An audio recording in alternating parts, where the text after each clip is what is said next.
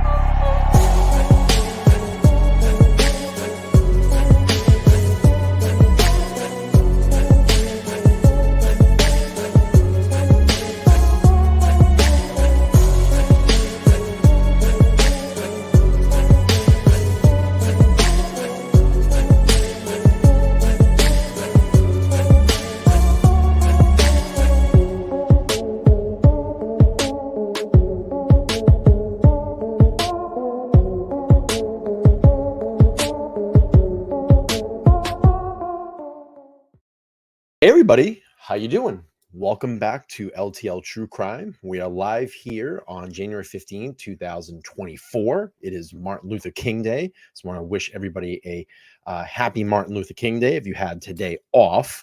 We're going to do a pretty cool thing tonight.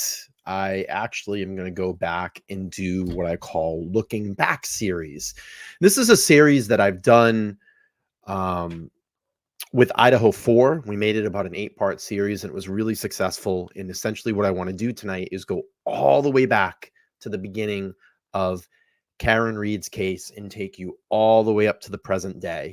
And it's basically just storytelling. And this is going to be a very informative series for people that are new here to the Karen Reed case. And it's going to be a lot of review for a lot of people that have been following the Karen Reed case. So I'm super, super excited to do this. And we'll wait a couple of minutes here, try to get a few more people into the chat as we go. I actually planned to go at 8:15. I got done a little bit early from what I was out at my mom's house visiting. I was had dinner, and it was early getting back home. So I was like, I'll go a little bit earlier tonight since the stream might go a little longer. You know, the last couple of streams we've been doing about 2 hours. And wow, last 2 streams have been great. I have a special treat coming up for all of you. I have a special guest coming up soon this week. We're just working out the specific day that we're going to stream, and I'm going to have a guest on, and I think you're all going to love it. And I'm super excited about it, but I wanted to let you all know, be ready, because it's going to be a very awesome guest that comes on and shares the panel with me, and I am super, super, super excited for it. So yeah, let's do this. We'll get into the Looking Back series. Again, if you're just coming into the room, I have we're going to go into going back to Karen Reed's case all the way from the beginning, the very, very beginning, and take you all the way up to the present day. We know that Karen possibly could have a court date on Thursday. I will be there in person, if it is an in-person hearing, to be at the courthouse to support Karen, to capture footage. I think I'm going to live stream from the courthouse, and I'll bring along my camera as well. So welcome in, everybody. It's nice to see everybody here. I started a little bit early tonight. I got done, like I said, with my plans, and I had time. So I wanted to start early. But anyway, let's get into the heart of the show. People will kind of pedal in as they do. If they don't, no big deal. You can watch here on replay. If you're here in the live chat, please chat along. I would appreciate it. All right. So what I wanted to do first is I was kind of pondering a few things today, and I put them on Twitter, and I know I'm getting attacked by all the trolls, of course, but it's fine because I don't really engage with them. I think it's kind of funny. But I wanted to put out this kind of, it was just some thoughts that I had today. So let me read through this and then we'll get into kind of the heart of the show. So I said I was pondering a few things pertaining to Karen Reed's case. For the people that think Karen Reed did unalive John O'Keefe by striking him with her SUV and leaving him to die in the snow, can you answer these questions? Hang on one second. I just want to take care of some housekeeping. Okay. So I said, if her team or her lawyers had the slightest doubt over Karen's innocence, would they have asked and motioned for the following items multiple times? The ring cam footage from Brian Albert's house, tissue samples from John's arm, ring footage from One Meadows John's house, publicizing the Fed letters, the EDR data from the Lexus. The state did not extract this data until they started asking for it. And the missing library minutes, that video that we know about, the 2 or 3 minutes that's missing. What if they turned it over and the tail light was broken at 1 a.m. and she drove home? Also, would they have taken the following risks if there was a chance Karen hurt John in any way? One, letting Karen interview with ABC, NBC, and Boston Magazine. And I look at things like this because, there's a case that we follow here on this channel, the Idaho 4 case. And, I look at, Koberger. Why hasn't Koberger done any media? Why hasn't Koberger made any statements while in jail? He's been in jail almost over a year now. Why has he not made any statements? Why hasn't he said anything? Why hasn't he interviewed? Why hasn't he said, damn it, I'm not responsible for this quadruple homicide? Nothing, not a word. So then we go into letting Karen's parents interview with Boston 25, tracking down Lucky Loughran on February 15, 2022. What if he said there was a dark object in the snow?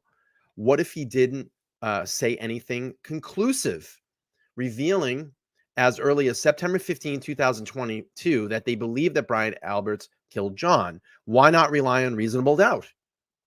What if they were wrong about who the assailants were? And then, of course, my final thought is this. If there's any chance that Karen hit John, why would her team ask for doorbell cams? Or if they had any doubt that John entered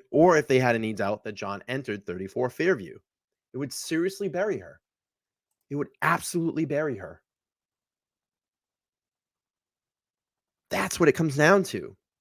Show us the ring footage. Show us the security footage. Show us every security camera that had eyes or had video in that area that night. Just show it. That'll prove everything. That will prove everything.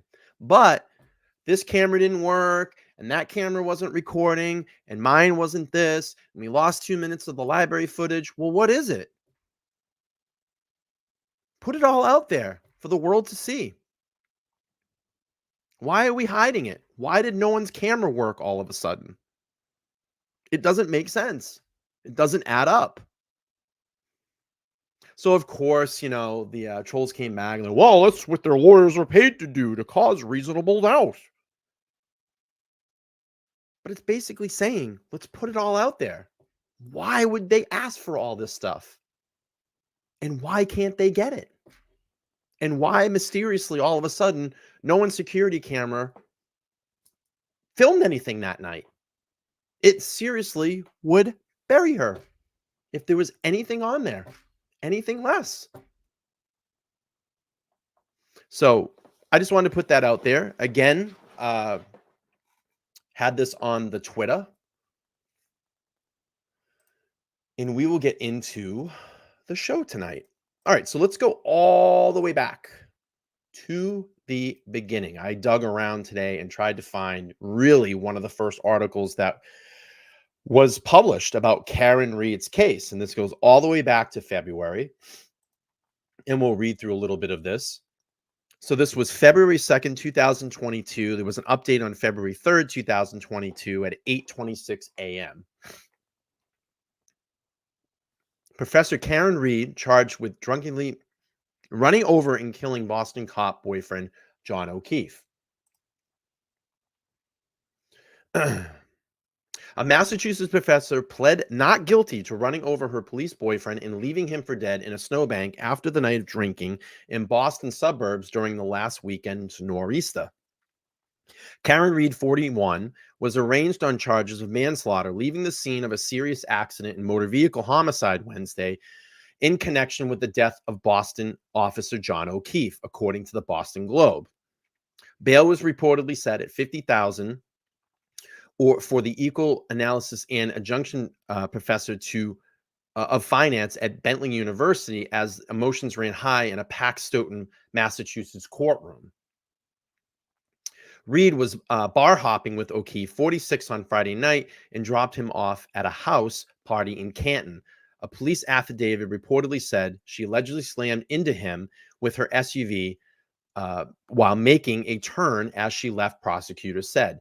In the morning, Reed noticed that her vehicle was damaged as she frantically tried to get in touch with O'Keefe to find out why he didn't come home. She enlisted 2 friends to help figure out what happened, according to the report.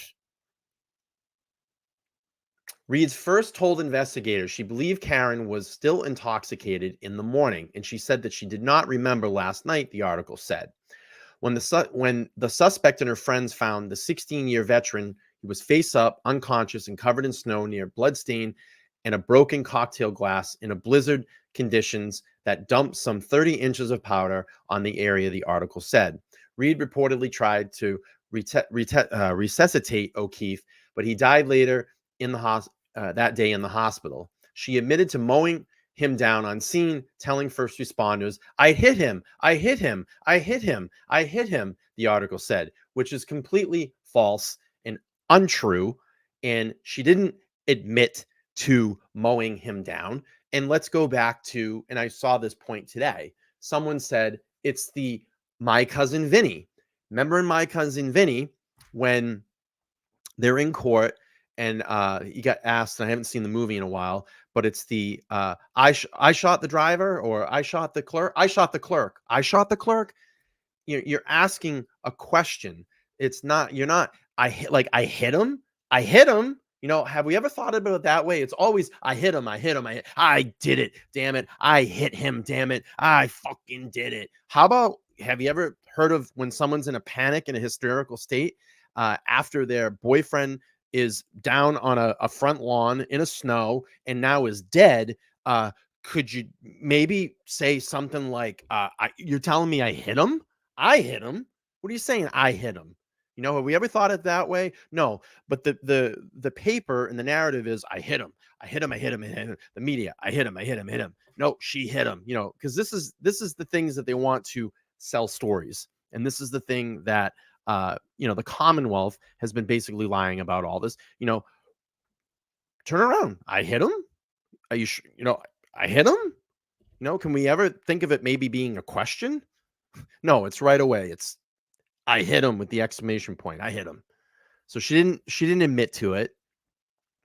O'Keefe's longtime law enforcement partner was in court as the alleged killer was arraigned. The Globe reported he declined to give his name to the paper, but told them O'Keefe had been dating Reed for years. He was the best person on the planet, he reportedly said. Boston's top cop attended the arraignment in uniform, along with dozens of men and women who appeared to be off-duty police officers, the newspaper said.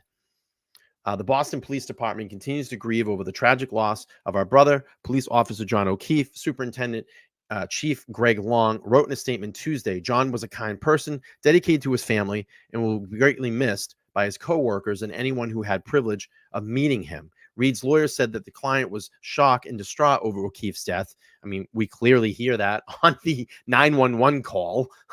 We clearly hear that. And Karen was basically the only person there that sounded in any distress or sounded like she wanted to help John. The other 2 people there didn't really seem like they had a care in the world. So go figure. Which was said by accident. Defense attorney David Yannetti told the newspaper he thought prosecutors had rushed to charge Reed because the victim was was a politically connected cop. Manslaughter is a tremendous reach in this case, Yannetti reported in court. I don't see any criminal intent. This is why my client's boyfriend, somebody with whom she was in love.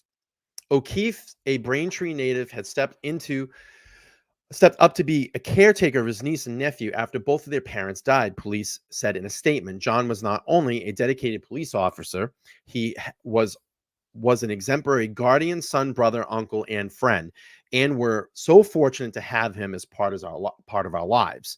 The statement said, when John's sister passed away, and then her husband did, a short time later, John welcomed the opportunity to raise his beloved niece and nephew and build a home and a life around their needs. So that was basically one of the first articles that was posted about this case from the New York Post. So we'll move on here. We'll go to an article from Inside Edition, and then we're going to pull up some videos here in a moment too. So Inside Edition, Massachusetts professor is charged with manslaughter in connection to her police boyfriend's death. Karen Reed, 41, was arraigned in Stoughton District Court on Wednesday and pled not guilty to manslaughter. She was allegedly behind the wheel of an SUV that struck and killed Boston police officer John O'Keefe. A Massachusetts professor pled not guilty to manslaughter charges relating to the death to her boyfriend, who was a police officer. Karen Reed allegedly struck Boston police officer John O'Keefe with her car during an alleged booze-fueled night, leading to his death, officials said, according to the published news reports. Reed, 41, was arraigned in Stoughton District Court on Wednesday on charges of manslaughter, leaving the scene of a serious accident and motor vehicle homicide in connection with the death of Officer John O'Keefe, 46, according to the release by the Norfolk District Attorney's Office. At the request of the Assistant District Attorney, Adam Lunchbox Lally, Judge Daniel O'Malley imposed $50,000 cash bail, which Reed posted before noon. David Traub, I think it's Traub, of the DA's office, told Inside Edition.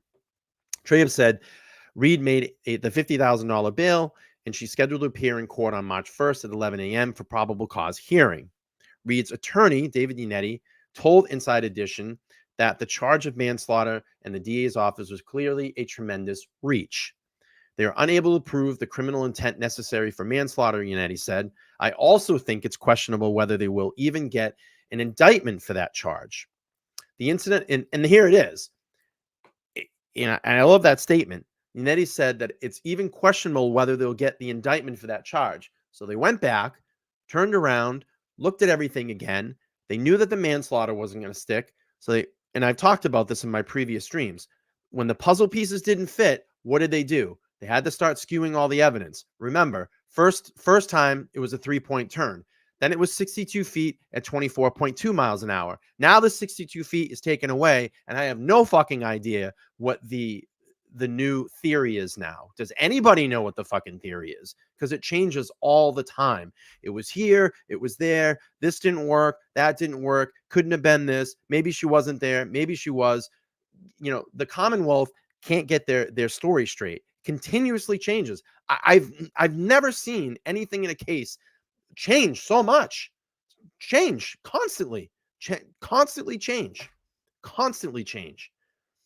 The incident unfolded on Friday night as a nor'easter blanketed the region with snow when Reed, an adjunct professor of finance at Bentley University and equity analysis on O'Keefe, went out bar hopping, according to the New York Post. Later that night, when Reed reportedly dropped O'Keefe off in an after party in home in Canton, she allegedly struck him with the SUV while making a turn as she left.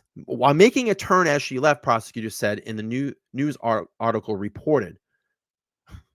The following morning, when Reed was, so she made a turn first, but then it was a 3-point turn, but then it was 62, backing up at 62 feet, 24.2 miles an hour.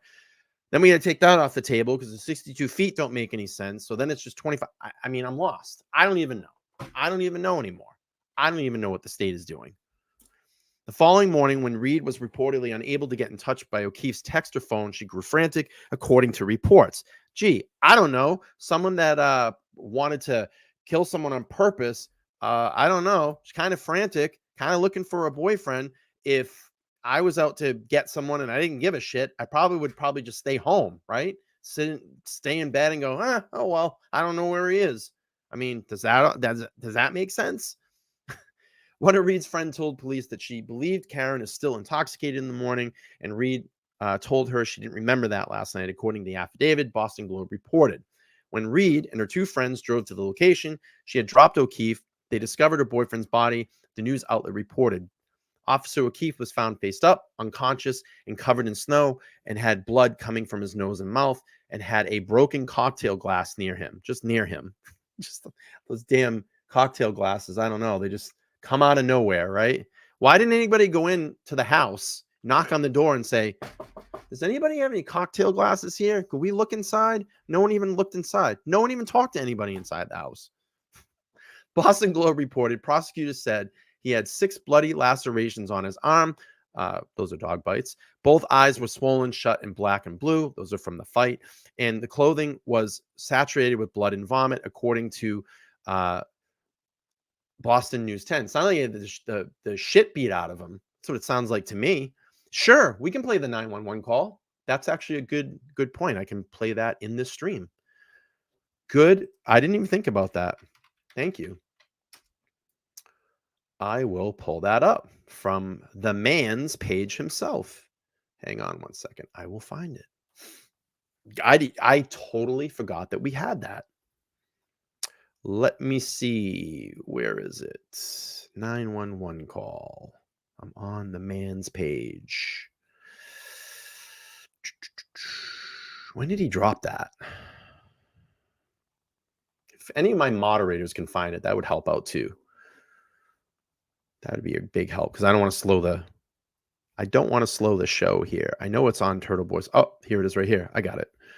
So let me just get through the article and we'll play the 911 call. Okay. So back to the article. At the scene, Reed reportedly tried to resuscitate him. I don't know. Someone that doesn't give a shit or a boyfriend that purposely killed him. Why would she be out there resuscitating him? Doesn't make any sense to me. And the other two just didn't, on the recording, didn't sound like they gave a shit and care in the world. He was then transported to Good Samaritan Hospital, where he was pronounced dead, a report said. When one of the first responders had asked Reed, here we go, here it is, here's the narrative, ready?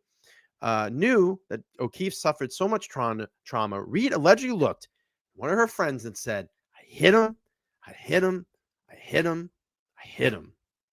According to the Boston 10 News. Prosecutors allege that Reed dropped O'Keefe off. Here it is. Made a 3-point turn to reverse direction, rammed into Keefe, and then drove away, the Boston Globe reported. And of course, that was debunked because Turtle Boy debunked that. So when that didn't work out, what did the Commonwealth do? Well, we got to go back. We got to change the narrative again, because the manslaughter is not going to stick. So now we got to make it look like second-degree murder. So we'll just switch everything around again.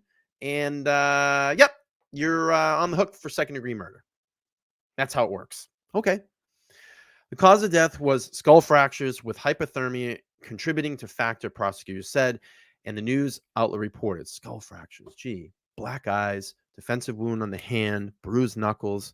I don't know. To me, it sounded like he was in a fight. Oh, dog bites on his arm. We've already pretty much proved that to the stream that we did from Melanie Little. So I don't know. I don't see how a 3-point turn would have done that. Oh, wait, backing up at 6. Oh, wait, no, it's just, I guess it's just 24.2 miles an hour now. So on Wednesday, O'Keefe's grief-stricken parents appeared in court. Also present were dozens of O'Keefe's colleagues. Reed's parents, brother, and sister-in-law were also in the audience. Reed's attorney told Inside Edition that Reed and Officer O'Keefe were dating for about 2 years and were in a serious relationship. She loved him, Yannetti said. She was distraught over his death. And we will clearly hear that on the 911 call. O'Keefe, who had been a Boston police department for 16 years, was described by friends and colleagues as the best person on the planet. the Boston Police Department sent out Inside Edition Digital a statement on behalf of O'Keefe's family. The family expressed their gratitude for the outpouring of support, but asked for their privacy at this time. John was not only a dedicated police officer, but he was exemplary garden son, brother, uncle, and friend, and we're fortunate to have him as part of our lives, and the statement read. The family added, when John's sister passed away and her then husband did a short time later, John welcomed the opportunity to raise beloved nieces and nephews to build a home and a life around their needs. People talk about someone who would give you the shirt off their back, but that was truly who John was. And it's heartbreaking for us to suddenly be talking about him in a past tense. If you can do me a favor and you're just coming in here, please smash the like button. We would like to get up to 100 likes this evening. After Reed's arrest on Tuesday, the Boston Police Department issued a statement from the Superintendent, Chief Gregory Long. The Boston Police Department continues to grieve over a traffic loss of our brother, police officer John O'Keefe. John was a kind person, dedicated to his family, and will be greatly missed by his co-workers and anyone who had the privilege of meeting him, the statement said in part. At this time, we are stunned and saddened by the offer, whatever we support to John's family. Boston Police peer support will be available to assist department members in need of emotional support. And that ends the article with Inside Edition. And that was back on, published at 11:06 a.m. Pacific time, February 4th, 2022. All right, let's hear the 911 call, and then we will go into the arrest of Karen Reed, and then go into the first court hearing back in May. And we will listen to that. We'll hear her arraignment, and then we will hear the first case. Let me just pull up. Let's see. Here we go.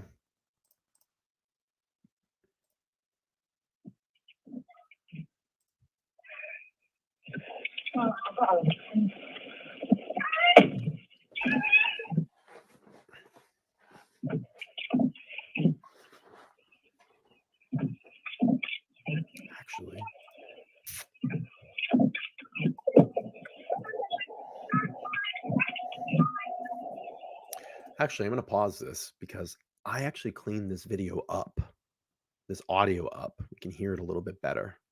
Let me bring my version up. Let's bring my enhanced version up. I actually cleaned this up. Okay. Let's go. Hey everybody, Brian here from LTL True Crime Podcast. All right, we don't need my monologue here. Let me just back. Here we go, right here.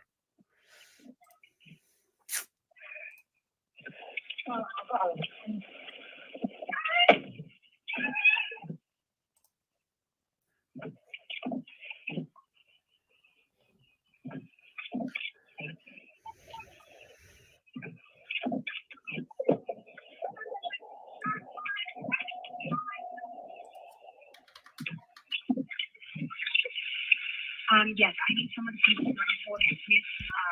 34th Yearby Road, Git Mass. There's a man passed out in the snow.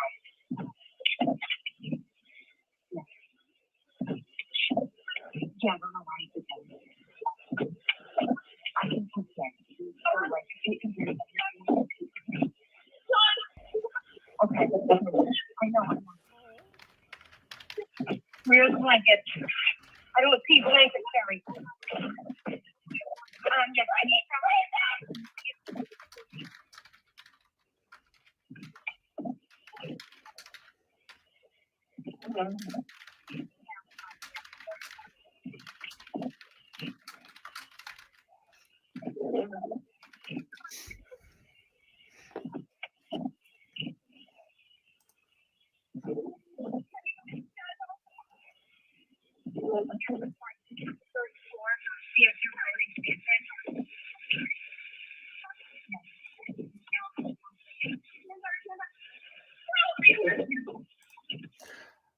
I'll just answer this really quick.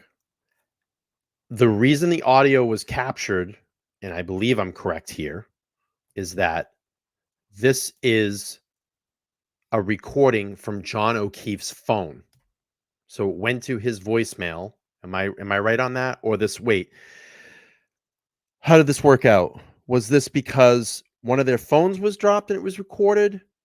Or was it, it was picked up on John's phone, right, Scott? Scott can clear this up for me. That's my understanding of it. Yeah, it was picked up on John's voicemail, and that's how we had this recording. So it was Karen calling him, right? It was Karen calling him. It went to voicemail. Her phone dropped, and this is Jen McCabe calling 911. Ha ha! It all came back to me. Thank you, chat. But that's what this is. That's why we have a 911 call. Because they won't release the 911 call.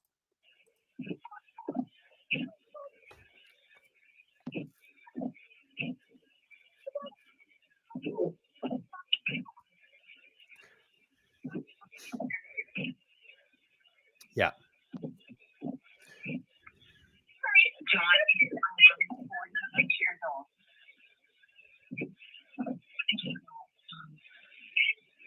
I don't know. He got out of the car and it could be an operator. Carrie? I don't know. I did.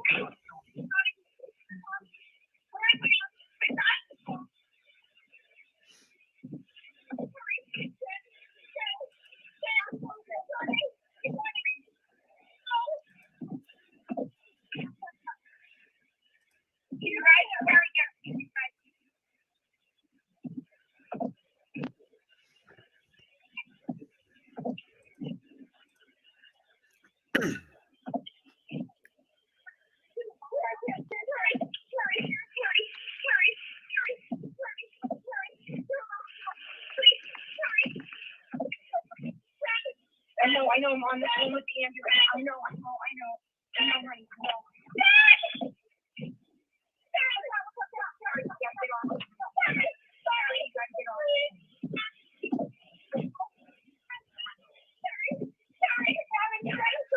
So let me just pause this for the people in the back, in the back of the room.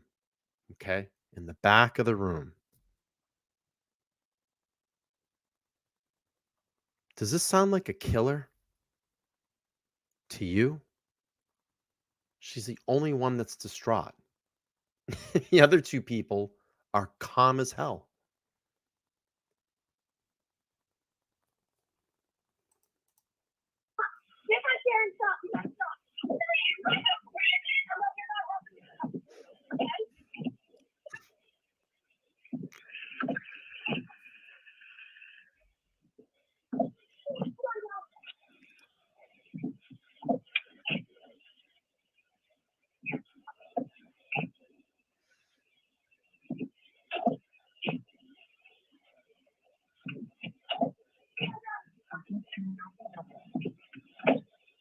And what are they whispering there?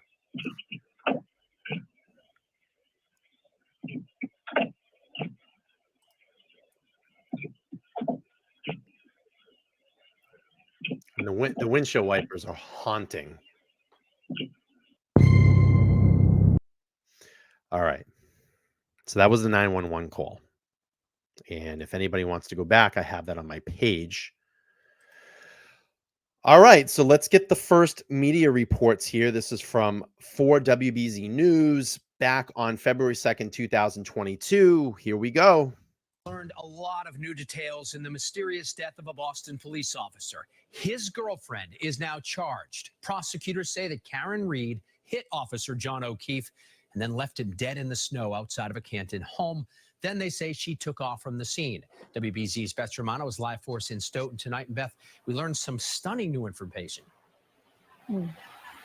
Well, details that still leave many questions. Karen Reed is charged with 2 felonies, manslaughter and leaving the scene of an accident, charges which her attorney says are a reach. But prosecutors say she hit the veteran officer with her vehicle after a night of drinking. Karen Reed left the courthouse after posting bail, charged with hitting her boyfriend, Boston police officer John O'Keefe, with her SUV early Saturday morning and leaving him in a snowbank. I am disappointed in the rush to judgment against my client. Reed was in a 2-year relationship with the officer, Last Friday night, say prosecutors, the couple went to 2 bars in Canton before being invited to an after party at this Canton home. Prosecutors say she dropped O'Keefe off and left because she was having stomach issues. She stated that she dropped the victim off. She made a 3-point turn in the street and left. Did not see the victim. And you're hearing him there. Lunchback's Lally is going to say the 3-point turn, and then that changes because that theory didn't stick. It's just the most bullshit case I've ever heard in my entire life. She indicated that she first observed the broken taillight in the morning and did not know how she broke it. Prosecutors say when O'Keefe didn't return home, Reed repeatedly texted him and asked 2 friends to return to the house in Canton. They discovered his body at the height of the blizzard near a fire hydrant, skull fractured, severe cuts to his arms, eyes swollen shut, and suffering from Sounds like hypothermia. he was in a fight. And when a female paramedic arrived, She arrived on scene, observed the victim's condition, went to speak to the defendant in regard to any sort of prior medical issues or causality of the injuries that she observed to his face, to which the defendant then made several statements to her indicating, I hit him, I hit him, I hit him, I hit him. I think that there was a lot of political pressure on this district attorney's office to bring charges in light of the fact that a police officer was the victim here. the alleged details unfolded in a courtroom packed with officers and members of 2 families visibly upset. O'Keefe was the guardian of a niece and nephew, while Reed is an adjunct professor at Bentley University. Do you want to say anything? No comment. Neither family would speak as they left, but the head of the Boston Police Department says they're all trying to process this tragedy. Lose anybody, any member, and especially in circumstances like this, it's tough. And the O'Keefe family released a statement that reads in part, people talk about someone who would give you the shirt off their back, but that was truly who John was. And it is heartbreaking for us to suddenly be talking about him in the past tense. The family says he was raising the niece and nephew after his sister and her husband both passed away.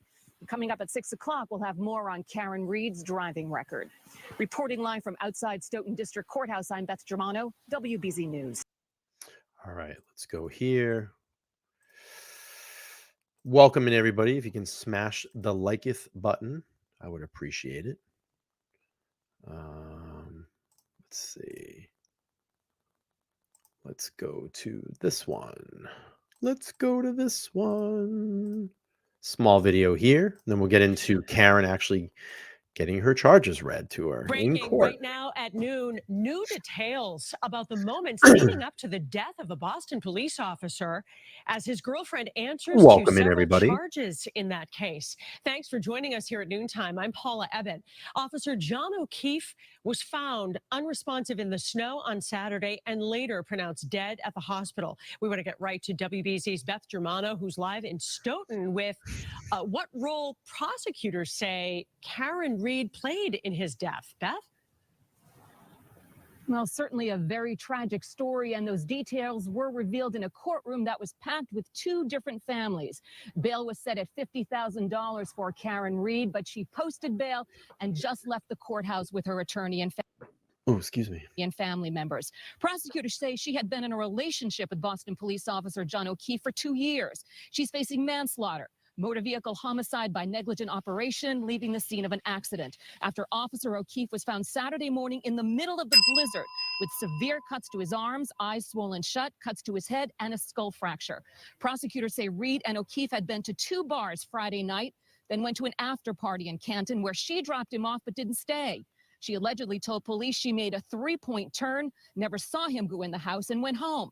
But when O'Keefe did, Are they saying that she made a 3-point turn? a 3-point turn, never What? saw Friday night, then went to an after party in Canton where she dropped him off but didn't stay. She allegedly told police she made a 3-point turn, never saw him go in the house, and went home. But when O'Keefe didn't return, That's what prosecutors Lunchbox said. And then the narrative didn't fit.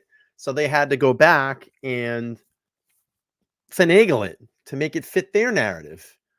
say she became frantic, contacting friends to go back to the house. Throughout the night, she'd been calling and texting the victim numerous times with no response. Officers also. It kind of sounds like someone that's concerned, right? Someone's concerned about their boyfriend. If you're calling and texting multiple times, I don't know.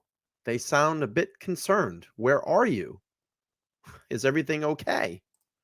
interviewed several first responders, including a Oh, here we go. firefighter paramedic from the town of Canton, indicated that she arrived on scene, observed the victim's condition, went to speak to the defendant in regard to any sort of prior medical issues or causality of the injuries that she observed to his face, to which the defendant then made several statements to her, indicating, "I hit him, I hit him, I hit him, I hit him." Now, prosecutors say there was a rear taillight damaged and other damage to her vehicle, and that the victim was found in the location where he was dropped off. Reed and her friends say prosecutors discovered his body. Reed even tried to lend CPR, but he was transported to the hospital and later died. Now, the defense says the charge of manslaughter is a reach in this case, and that Reed is not a flight risk, and that she was in a loving relationship with John O'Keefe. Reporting live. All right.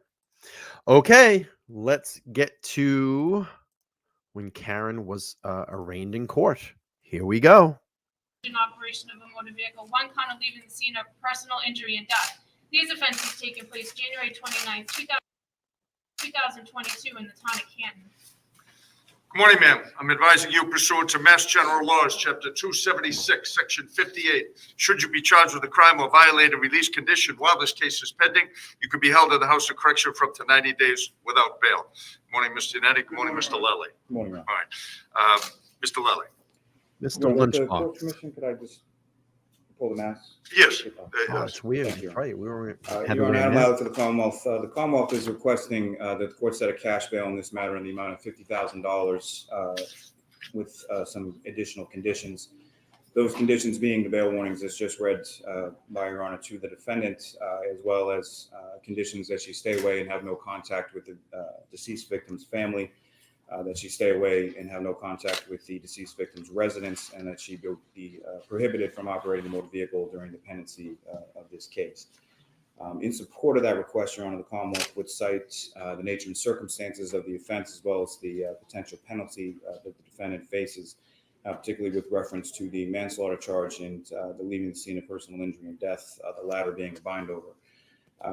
The facts of this case, Your Honor, essentially on Friday, this past Friday into Saturday, January 29th, at approximately 6:04 a.m., the Canton Police Department received a 911 call from a woman reporting a male party subsequently identified as the decedent and victim, Mr. John O'Keefe, who was found in the snow at a residence on Fairview Road. At the time of the 911 call, there was heavy snow and the temperature was in the teens. Officers Saraf and Mullaney of the Canton Police were dispatched to the scene along with Canton Fire and EMS. Officer Saraf was the first to arrive on scene and observed three females waving at him. If you were standing on the roadway looking at the property, the three females were in the left corner of that property. Officer Saraf observed the victim lying on the ground as two of the females were performing CPR. The three females on scene were subsequently identified as the defendant before you, Ms. Karen Reed, Ms. Jennifer McCabe, and Ms. Kerry Roberts. Officer Saraf observed the victim to be cold to the touch, no signs of breath, and returned to his cruiser to retrieve his AED device. At this time, Canton Fire and EMS arrived on scene and took over first aid. Paramedics then transported the victim to the Good Samaritan Hospital in Brockton, where he was determined to be deceased several hours later. Several detectives from the Canton Police arrived on scene moments after the 911 call. They began to search within the snowbanks for any evidence, at which point they discovered a broken cocktail style glass and multiple patches of red substance that appeared to be blood in the vicinity. They want to go back and hear that again. Officer Saraf observed the victim to be cold to the touch, no signs of breath, and returned to his cruiser to retrieve his AED device. At this time, Canton Fire and EMS arrived on scene and took over first aid. Paramedics then transported the victim to the Good Samaritan Hospital in Brockton, where he was determined to be deceased several hours later. Several detectives from the Canton Police arrived on scene moments after the 911 call. They began to search within the snowbanks for any evidence, at which point they discovered a broken cocktail style glass and multiple patches of red substance that appeared to be blood in the vicinity.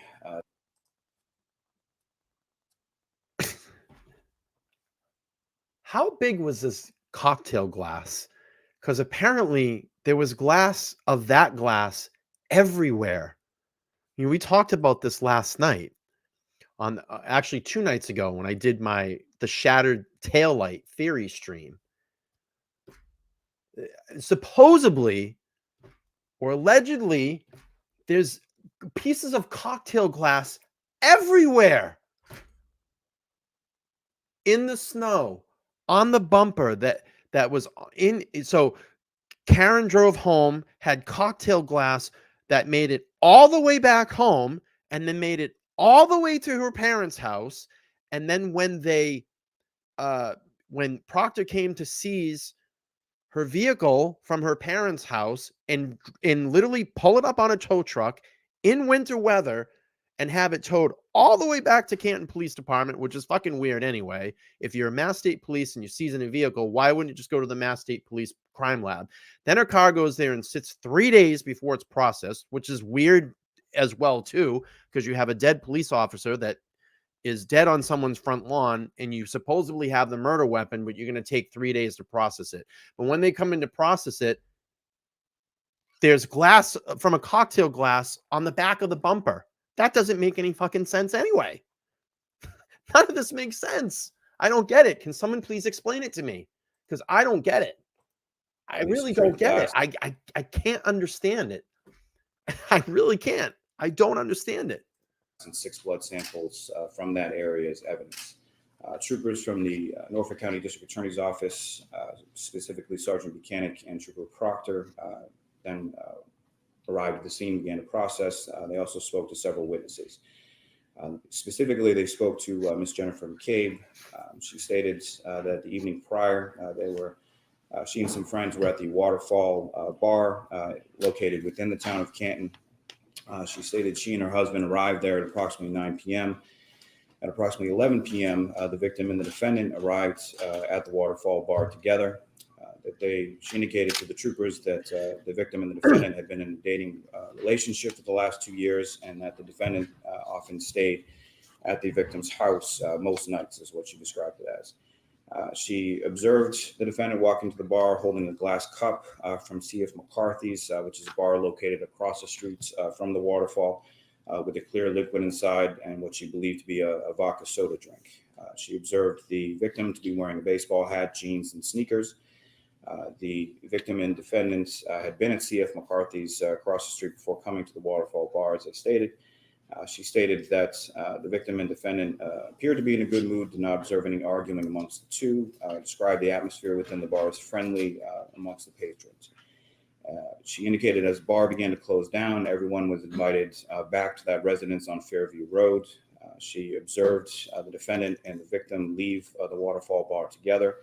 As the group was exiting, the victim texted Ms. McCabe, where to, at 12:14 a.m. She replied with the address on Fairview Road. At 12:18, 4 minutes later, the victim called her to ask where specifically the house was located on Fairview Road. While inside the residence, she observed a black SUV arrive in front of the residence on Fairview Road. She observed this from the front door. She texted the victim at 12:31 a.m., hello, and at 12:40 a.m. texted, pull up behind me. She then observed the black SUV move from the initial place the vehicle stopped on the street near the driveway and then proceeds to the left side of the property.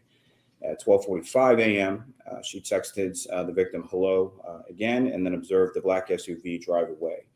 She stated that they discovered the victim in the area where she last observed the SUV on the left side of the property as facing from the street. And at approximately 4:53 a.m., she received a phone call from the defendant looking for the victim. She indicated that the defendant was distraught and drove to her house. The defendant indicated to Ms. McCabe that she last remembered seeing the victim at the Waterfall Bar. Ms. McCabe then informed the defendant that she observed the victim and her leave the bar together. Ms. McCabe then drove the defendant's vehicle from her house back to the victim's because the defendant was too hysterical to drive and had the other friend, Ms. Carrie Roberts, follow them. While driving to the victim's house, the defendant stated to Ms. McCabe, could I have hit him? Did I hit him? Ms. McCabe stated that the defendant told her about a cracked taillight. Well, there you go right there, too. Could I have hit him? did I hit him? But then it was, I hit him, I hit him, I hit him, I hit him, I hit him. So the narrative has changed there too. So I don't understand the Commonwealth. I can't understand the clear picture that they're trying to present because it's changed like 5 times. I really can't. I think I need someone to sit down and explain to me where the Commonwealth is coming from. I'm having a hard time catching their vibe, if you know what I mean, because I don't understand it. It's changed like 5 times. On her vehicle. Once they arrived at the victim's home, the defendant had Ms. McCabe looked at that same cracked taillight. Ms. McCabe described the passenger side right rear taillight as cracked. I'm just going to pause this really quick again. Welcome in, everybody.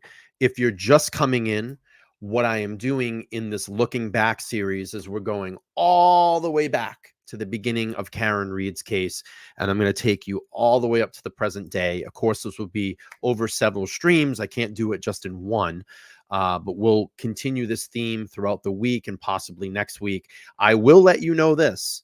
I am going to have a very special guest on the show soon. I'm just waiting for them to reply, and we'll possibly be doing that hopefully this week. So I will let everybody in on that when that happens. So I think you're going to all be very excited who I have coming on the channel. I know I am. So, all right, let's keep playing through here. They then both entered Ms. Roberts' vehicle to look for the victim, with the defendant seated in the back as Ms. Roberts drove, and Ms. McCabe was seated in the front passenger seat. Ms. McCabe stated that they turned on a Fairview Road from Chapman Street. Yes. At the time, it was snowing heavily, creating poor visibility. Ms. McCabe stated that just prior to the residence on Fairview Road, there was a cluster of trees, and immediately the defendant stated that she saw the victim. Ms. McCabe and Ms. Roberts were not able to see the victim and were initially confused by the defendant's statement. Ms. McCabe stated that Ms. Roberts began wiping snow off of the victim as the defendant laid on top of him for warmth and then began CPR. I've already had Coffin Daffer on the channel once. I don't need her back on again. My opinion of Coffin Daffer changed when I started to see what she talked about in this case. I actually had her on. I interviewed her about the Idaho 4 case. That I felt a lot of her stuff was very relative to the case at that time. And then I saw her handling of Karen Reed, and I just can't vibe with that anymore. So I will admit I have had Coffin Daffer on my channel before. So actually the first biggest person I've had here, and that won't happen again. That won't happen again. Was then proceeded to the Good Samaritan Hospital to view the victim. They observed approximately 6 bloodied lacerations varying in length on his right arm, the cuts extending from his forearm to his bicep. Both of the victim's eyes were swollen shut and black and blue. They observed a cut to the right eyelid area of the victim.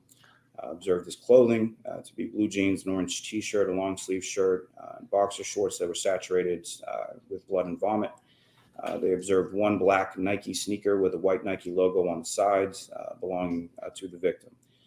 On the 31st, the troopers attended the autopsy of Mr. O'Keefe at the Office of the Chief Medical Examiner. The doctor performed the autopsy. Dr. Scorty below advised of several abrasions to the right forearm, 2 swollen black eyes, a small cut above the right eye, a cut to the left side of his nose, approximately 2-inch laceration to the back of his head, multiple skull fractures that resulted in bleeding, and further advised that the victim's pancreas was a dark red color, indicating that hypothermia was a contributing factor to his death. I don't know. Kind of sounds like he got the shit beat out of him and then dragged outside. What do you all think?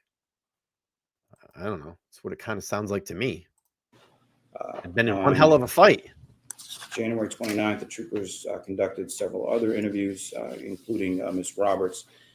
During the course of Ms. Roberts' interview, she indicated that she was initially contacted by the defendant, Ms. Reed, at 5 a.m. Terrible. That she answered the phone to hear the defendant state, "John's dead. Terry, I wonder if he's dead. It's snowing. He got hit by a plow." The troopers also on the 29th proceeded to the defendant's parents' home in Dighton, Massachusetts, where they located the involved vehicle, which is a 2021 black Lexus SUV. That vehicle was ultimately seized and taken back to the Canton Police Department, where it was processed by various factions of the state police. Their observations of that black SUV indicated a crack in the right rear taillight. They did speak with the defendant. She indicated that she had met with the victim at the C.F. McCarthy's bar in Canton at approximately 9 p.m. on the 29th, that he was there with several friends prior to her arrival. She stated the victim was consuming beer and she was drinking vodka sodas. She described the glassware she was drinking out of as a vase style. She stated she and the victim left C.F. McCarthy's and went to the waterfall, that she did not. She indicated to the troopers that she did not leave C.F. McCarthy's or enter the waterfall bar with a glass or drink. She stated that she and the victim were at the waterfall for approximately 1 hour. During that time, there were no altercations and no injuries, no cuts or abrasions that occurred with the victim.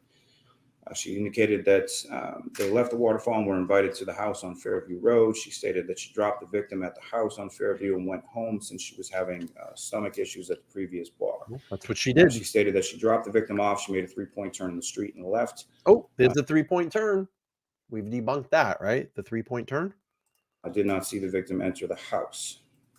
She indicated that she first observed the broken taillight in the morning and did not know how she broke it the previous evening. Excuse me. She indicated that she discovered the victim in the morning. She observed him lying face up, snow on his legs, eyes swollen, and blood coming from his nose and mouth, and that she provided mouth-to-mouth upon her arrival. Further indicated that throughout. So, do you think that someone that supposedly committed second-degree murder would actually get out of their car, be frantic, and then go ahead and start resuscitations on someone that she just doesn't care about? Wanted him to go away, was so angry at him. Do you think that someone would actually do that? Or do you think it would be the friends that are there and maybe Karen wanders off or whatever? Let the friends take care of it. Whatever. Just doesn't make sense. Throughout the night, she'd been calling and texting the victim numerous times with no response. Officers also interviewed several first responders, including a firefighter paramedic from the town of Canton, indicated that she arrived on scene, observed the victim's condition. Welcome in, everybody. To speak to the defendant in regard to any Thank you, Carrie. prior medical issues or causality of Welcome, new member. injuries that she observed to his face, to which You're just popping in really quick. You can either watch live or go back to the beginning of the stream. What we're doing in this series is we're going back. We're looking back to the very, very beginning of Karen Reed's case, and we're going to go all the way up to the present day. Of course, I can't do this all in one stream, so it'll be a couple streams that we do this over. And if you're just coming in, I'm going to have a very special guest this week on the show. We're just lining up the day, and I think you're all going to be happy with who I am going to bringing up on panel. I know I'm super excited about it. All right, let's keep playing through. Defendants then made several statements Thank you, Carrie. To her, indicating, "I hit him, I hit him, I hit him, I hit him." The as I mentioned, the black Lexus SUV was seized.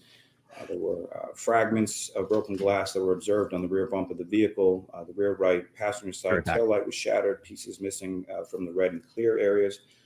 On the right side of the rear tailgate, a deep scratch and minor dent was observed. On the right side of the rear bumper, above a small red light, 2 scratches were observed in one area where paint was chipped off.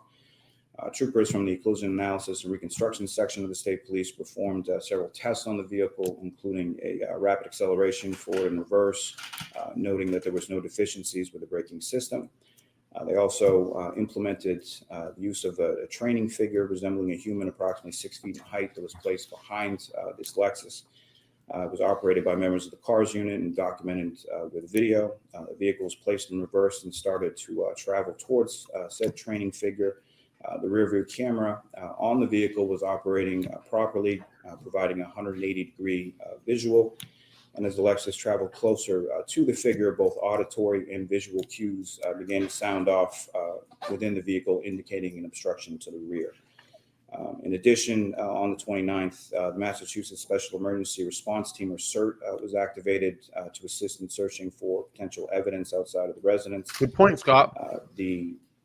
Standing on the street, looking to the left of the property, there was a fire hydrant located there. In that area, they located a black Nike sneaker with a white Nike logo along the side, matching that found on the victim's body. Where's John's belt? With a shirt. in the area of the streets where the victim was recovered. In addition, in that same area, they located 2 red plastic pieces of a taillight consistent with the missing pieces from Miss Reed's black Lexus SUV, as well as 1 piece of clear plastic piece of a taillight located in the same area, also consistent with the broken taillight on the Lexus SUV. Your Honor, with the nature and circumstances of those facts, as well as the potential penalty the defendant faces on these charges, the Commonwealth is requesting that the court set a $50,000 cash bail with the conditions as outlined previously. Thank you, Mr. Lally. Thank you. Mr. Yannetti, and if you would, go right to the mic. Thank you, Your Honor. Good morning again, Your Honor. David Yannetti for Karen Reed. Judge, my client is 41 years old with no criminal record. My client grew up in Taunton, Massachusetts. She's a graduate of Coyle Cassidy High School in 1998. And when it came time to go to college, she stayed in Massachusetts and went to Bentley College. She graduated with a Bachelor of Science. I'll answer this right now. There's video of John and Karen. I don't think it's is it Waterfall or McCarthy's? It's not Waterfall, it's McCarthy's. They're in there and there's a video of it. It's about a 30-second clip and it shows John wearing a belt. And when all this happened and John was found, he had no belt on. So where is his belt? It never got turned up. It's never been collected. So where is his belt? Where's his belt? It's a little weird, a little questionable. Science in finance in 2003. And since then has worked in the financial sector. And in fact, she's been at a very large, well-known financial company since 2007, where she's currently an equity analyst. In addition, she's an adjunct professor at a Massachusetts university as well, and she's been there since 2008. In addition, Judge, my client suffers from a host of medical issues. From the time— How embarrassing that this has to now be put out in front of the world, that we have to go through this. That she was 25, she's had multiple serious illnesses diagnosed, beginning in 2005 with colitis, which ultimately led to her colon being completely removed in 2009. She's been in pain for a number of years, and eventually also was diagnosed with MS as well in 2013. Continued to have digestion issues and bowel issues. And this past summer, my client unfortunately was diagnosed with having a brain tumor as a result of migraines that she had never had before. There is still no answer regarding whether that brain tumor is cancerous or not. And I bring this up not for the purpose of evoking any sympathy, but to focus on what the court's inquiry is here today. The inquiry is, what is the likelihood that my client will appear in court for her trial? Does bail need to be set to assure her appearance at trial? And if so, how much bail should be set? Her roots are here. She was born here, she went to school here, she went to college here, and her doctors are here. And in addition, her family is here. Her parents are present in the courtroom, her brother and her sister-in-law are present in the courtroom. And Your Honor, just so the court's aware, I'd like to have a letter that I sent to the Norfolk County District Attorney's Office this weekend. It was faxed on Saturday, where I promised that my client would appear if they just called me. All they had to do was notify me, and I wrote right in the letter that she would report to any police barracks or police station or courthouse to which they directed me. They ignored that and instead got an arrest warrant for my client. However, she knew. She had hired an attorney since January 30th, this Saturday, because the police had come and they had taken her phone and they had taken her car. She knew that they were considering her a suspect, rightly or wrongly. And what did she do? They arrested her at the very address that I included in my letter to the Commonwealth, which the Commonwealth ignored. This is relevant, I would assert, Judge, regarding whether she is a flight risk. I think that it doesn't really pass the straight face test. She is not going anywhere. She didn't go anywhere. I frankly don't think they've overcome the presumption of personal recognizance in this case. With regard to the facts of the case, Judge, I've read the affidavit that the prosecution has now read. Manslaughter is a tremendous reach in this case. I don't see any criminal intent that would justify manslaughter in that affidavit. And there's a reason for that, because there was no criminal intent. Hey, Michelle, how are you? This was Welcome not in. some random stranger. This was my client's boyfriend, somebody with whom she was in love, somebody with whom she essentially lived with. And by the way, the police have her phone. At 4:30 in the morning, my client is placing multiple calls to the victim in this case, to her boyfriend, wondering where he is, why he hasn't come home, and getting annoyed with him because his niece, of whom he was a guardian, had to go to bed without saying goodnight to him. She had no idea that he was deceased or that anything had happened. Welcome in, everybody. If you can just do me a favor, smash the liketh button. I would appreciate it. If you're just joining the stream right now, what I'm doing is a series called Looking Back. I've done this before in the Idaho 4 case, and people really loved it because you get so far out from when a case starts to where the present day is, you tend to kind of forget how this all started. And particularly in Karen's case, it's a nightmare. It's an absolute nightmare for her. So I wanted to go all the way back, use media articles, documents to get us caught up, and obviously we're going to be playing some of the Turtle Boy reporting as well too. But this gives us a fresh look. It's great for people to relive this, have conversation about it, and it also brings in a lot of new people that might not be familiar with this case and get them caught up. And they can have their own opinion. They could say, hey, you know, she's guilty or she's not guilty, but we want to bring forth all that information for the newcomers that come in as well too. So I appreciate everybody being here. I also want to let you know I do have a special guest coming on this week. I'm super excited about it, and I'm just waiting for them to get back to me, and then we'll have that lined up. But this is probably going to take me a week or two to do. It doesn't happen overnight. So a couple streams, and we'll get everybody caught up to the present day. Okay, let's continue to play. So we're going to play Karen's arraignment here, and then we'll have the first hearing that was in May. It's about an hour long, and we'll go from there.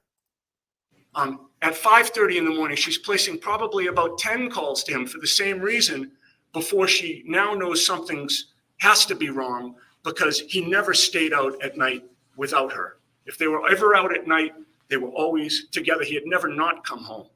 And that's when she calls her girlfriend and goes back to the scene and sees this horrific scene. So, Your Honor, this is a defensible case. There is no reason for her to run. She's done the opposite. She hired an attorney almost right away. And by the way, there will be substantial issues regarding a motion to suppress statements here. As I put in the letter, and I'd like to, again, have this marked as an exhibit for the bail hearing. As I put in the letter, the police multiple times violated her. Mr. Lally, any objection to the letter committee? No objection. All right, thank you. We'll accept it. We'll mark. Thank you very much. Go ahead. Yeah, the police violated her right to counsel multiple times, Your Honor, and we'll be able to show that at a motion to suppress hearing. Their case essentially comes down to statements, because there's no eyewitnesses. There doesn't appear as though there's any video evidence. There's nothing to indicate what actually happened on the day in question. And I think the police sort of acting out of desperation, realizing that they didn't really have much of a case, needed some type of confession from her. She did not give it to them, and yet they questioned her despite the fact that she asked for a lawyer. So the bottom line, Judge, is it's a defensible case. She's not a flight risk, and recognizing the seriousness of the charges, I won't ask for personal recognizance, but I would assert to the court this case does not justify more than a $5,000 cash bail. Thank you. My guess is you have no objection to the proposed conditions. Well, the only condition that I would ask to be heard on, Your Honor, is this condition that she not drive. The police and the district attorney's office and the registry of motor vehicles have options to address that issue if they believe that she's an unsafe driver. And I would ask the court not to get involved with that issue. Thank you.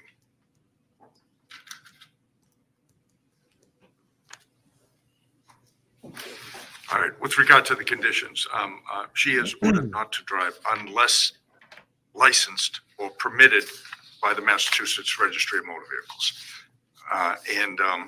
I appreciate your argument, Mr. Yannetti, but due to the nature and the circumstances of the offenses charged, specifically 1 and 3, and the potential penalty, I know what your letter says, you're the lawyer, but she has plenty of reason to flee, given the potential penalty. I'm opposing the $50,000 cash. There's a motion filed by the district. Yes, on the motion, I have Mr. Lally, a motion for preservation of evidence. Have you had a chance to review it? I have, yes, Your Honor. Do you have any objection to it? I do not, Your Honor. All right, thank you. I'll allow that. Can I have a date, please? And just to be clear for the record, with regard to that motion being allowed, Judge, I would ask that it be effective with the court's signature with regard to previous reports that have been filed and anything that's been gathered, and certainly going forward. There should be no destruction of notes going forward in this investigation. Well, it speaks for itself. Yes. It's a preservation of evidence. I just signed it. It's 10:22 a.m. on February 2nd. That's when it's effective. Thank you very much, Lon. In terms of a next date, can I have March 1st, Judge? Sure. I have an Mr. Lally, that announcement work in a for you? second. If not, We're we'll all gonna be go to happy. another day. If possible, yeah. If possible, the 3rd or the 4th, if that's. Well, I mean, she is entitled to be brought back within 30 days. Sure. I mean, I But could do- Mr. Lally, if I may, Mr. Lally, you can have it 9 o'clock, 11 o'clock, or 2 o'clock call. then thank you. 11 o'clock on the 1st is fine. All right, that work, Mr. That Yannetti? works. Thank you. Mr. Docket 22 CR 66, court is setting bail in the amount of $50,000 cash to ensure your presence back here March 1st for a probable cause hearing. You have a right to petition the Superior Court for a review of that bail. Conditions of this case are that you stay away and have no contact with the victim's family, stay away from the victim's residence, and do not drive a motor vehicle unless permitted to by the Registry of Motor Vehicles. You'll need to sign those conditions before you're transported today. Thank you, Ron. Thank you. Thank you, Your Honor. Thank you, Madam Clerk. Okay. All right. Okay. Hang on one second. Oh boy. I didn't think you would. I didn't think you would. Hang on one second. I'm just gonna fix something really quick, and then I have an announcement. I have actually a really great announcement. I'm gonna let everybody in on that in a second. Let me just do this. Oh, I see why. Let me just do quick housekeeping really quick. Sorry to pause the show like this, but I have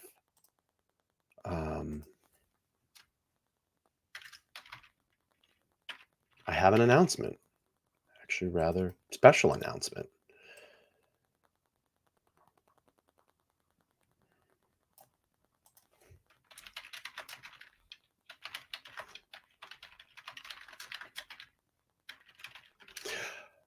Okay, special announcement. Ready, everybody? I'm super happy about this.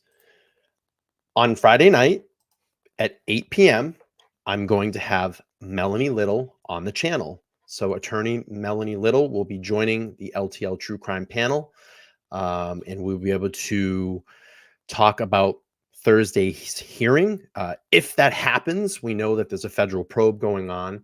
And also we can get a little bit more into the dog bite video, because she's been really talking about that through email with me. And I actually want to play the Coffin Daffer segment with her and have her kind of cue BS through that. So I'm super happy about that. Melanie, if you're watching, actually, I think she's on vacation right now. She said she's on vacation, but if you are watching, super excited to collab with you on Friday. I think it's going to be a great collab, and I'll have some really in-depth questions about this case that maybe you can help answer for us. You know, certain ways of how defense attorneys take on cases like this. What type of things do you look for? What are the first things that you look into when you start looking over these cases? And what starts leading you down your investigation? So super, super happy about that. Everybody's going to get over here. When I get this stream done, I will get the tile up for that. The thumbnail, I always say tile. The thumbnail up for that. And I think it's going to be a fantastic show. So I'm just glad I have Thursday off because I'm going to be at court supporting Karen in person if that does happen on Thursday. And it gives me time to prepare for Melanie Little. So all good stuff there. Super, super, super excited about that. Okay, let's go to May 6th. We'll talk a little bit about, I have an article first, so let's bring that up. This is from Mass Live, and this was May 6th, 2022, 8:04 a.m. Karen Reed charged with killing Boston police officer John O'Keefe with car due in court on Friday. A Mansfield woman accused of backing a car into boyfriend Boston police officer was found hours later in a snowdrift by the side of the road, will appear in court on Friday. I just lost my article here. Karen Reed, 41, is believed to have hit John O'Keefe after the pair left Canton Bar on early hours of January 29th. Prosecutors said Reed dropped off her boyfriend at a friend's house, but hit him as she made a three-point turn and went on. So still at this point, on May, what are we at? May 6th, the three-point turn is still there. It's still in play for the Commonwealth. And then it gets debunked, and basically they had to change their narrative. So early morning, again, just more of background of what we got here. I just want to read. She pled not guilty and released on $50,000 cash bail on the night of the 28th with the nor'easter looming over Massachusetts. Again, just more review. Whiteout conditions while driving home. Reed was questioned, had hit O'Keefe the night before. One of the friends investigated, according to court records, Reed told other friends that she had drank so much that she did not remember the night before. And friends believe Reed still intoxicated when the morning arrives. Again, more. Police said they later found Reed's SUV parked outside her parents' house in Dighton with a rear taillight shattered. It was shattered. There's no way that taillight shattered. And I'm going to get one if I have to get my hands on one, do some experiments, and show you how tough it is to shatter a taillight. They act like it's pane glass. She told the officer that she dropped off her boyfriend at the house. She made a three-point turn, again, the three-point turn, and left the street. While paramedics treated O'Keefe by the side of the road the next day, Reed asked by a Canton firefighter about her boyfriend's medical history. The firefighter told police that Reed turned to her friend and said, I hit him. But it was 5 times, wasn't it? How about I hit him? You're telling me I hit him? Again, the my cousin Vinny theory. I shot the clerk. O'Keefe was remembered as a devoted son. Again, more review. After sudden death, the sister-in-law O'Keefe raised 2 children where GoFundMe to support her children raised more than $300,000 after death in January. Following O'Keefe's death, the Boston Police Department mourned the loss of the veteran officer. John will be greatly missed by his friends and colleagues here at the Boston Police Department. We sent heartfelt condolences to family she loved ones during the difficult time, Superintendent Chief Gregory Long said. Hundreds attended O'Keefe's wake, including Boston Mayor Michelle Boo. All right, just more review. There. All right, I got a quick little 30-second blurb, and then we're going to get into the May 6th hearing. Welcome in, everybody. If you haven't heard yet, attorney Melanie Little will be live on my channel on February. I wish it was February because we're close to March. On Friday night at 8 p.m. Eastern Standard Time, and I'll get that tile up as soon as possible. All right, Karen coming into court. The girlfriend of a Boston police officer who was hit and killed during a snowstorm earlier this year appeared in court today. Karen Reed has pleaded not guilty to manslaughter, motor vehicle homicide, and leaving the scene of a crash that caused the death of Officer John O'Keefe. Police say Reed hit Officer O'Keefe while leaving a party, and her attorneys say that if she hit him, she did not realize it. Reed has been out of jail since February after posting $50,000 bail. All right.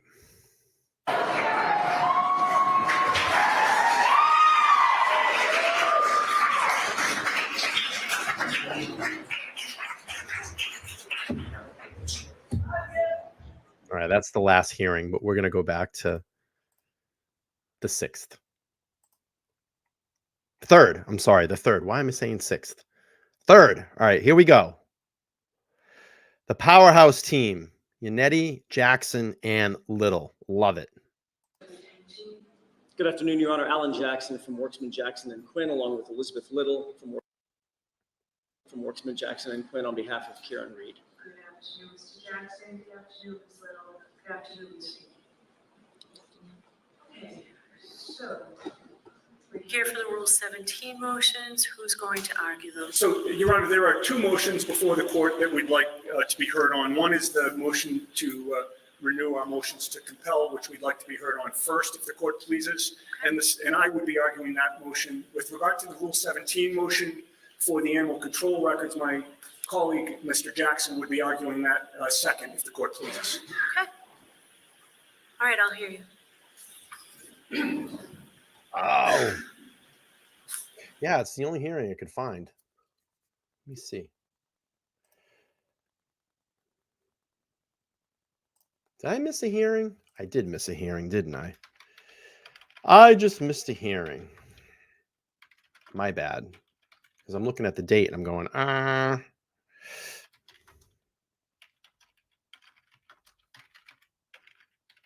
just skipped a whole year.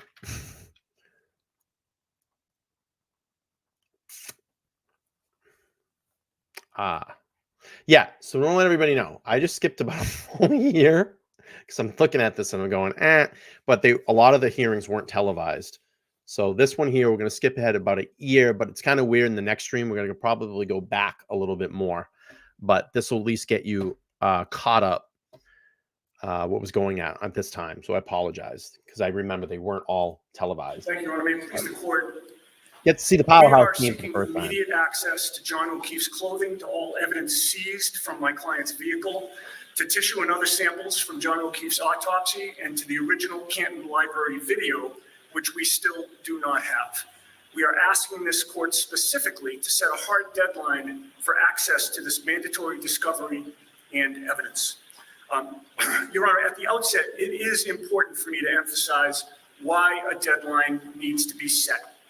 It's important to emphasize why time is of the essence for our access to this evidence.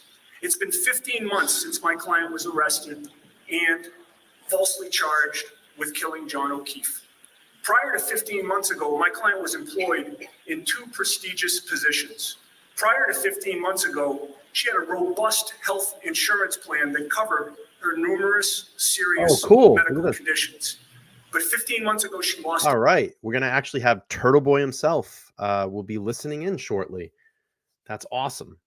Good stuff. So everybody make sure we get some shout outs to Aiden. That's really great. Thank you, Laura. Thank you for the update. I appreciate that. Everything. 15 months ago, these false allegations began to destroy her life. And for the last 15 months, she has been fighting for her life. 15 months after her arrest, she has no income. She does not come from a wealthy family. Her father was a respected and now retired educator. Her family is very squarely middle class.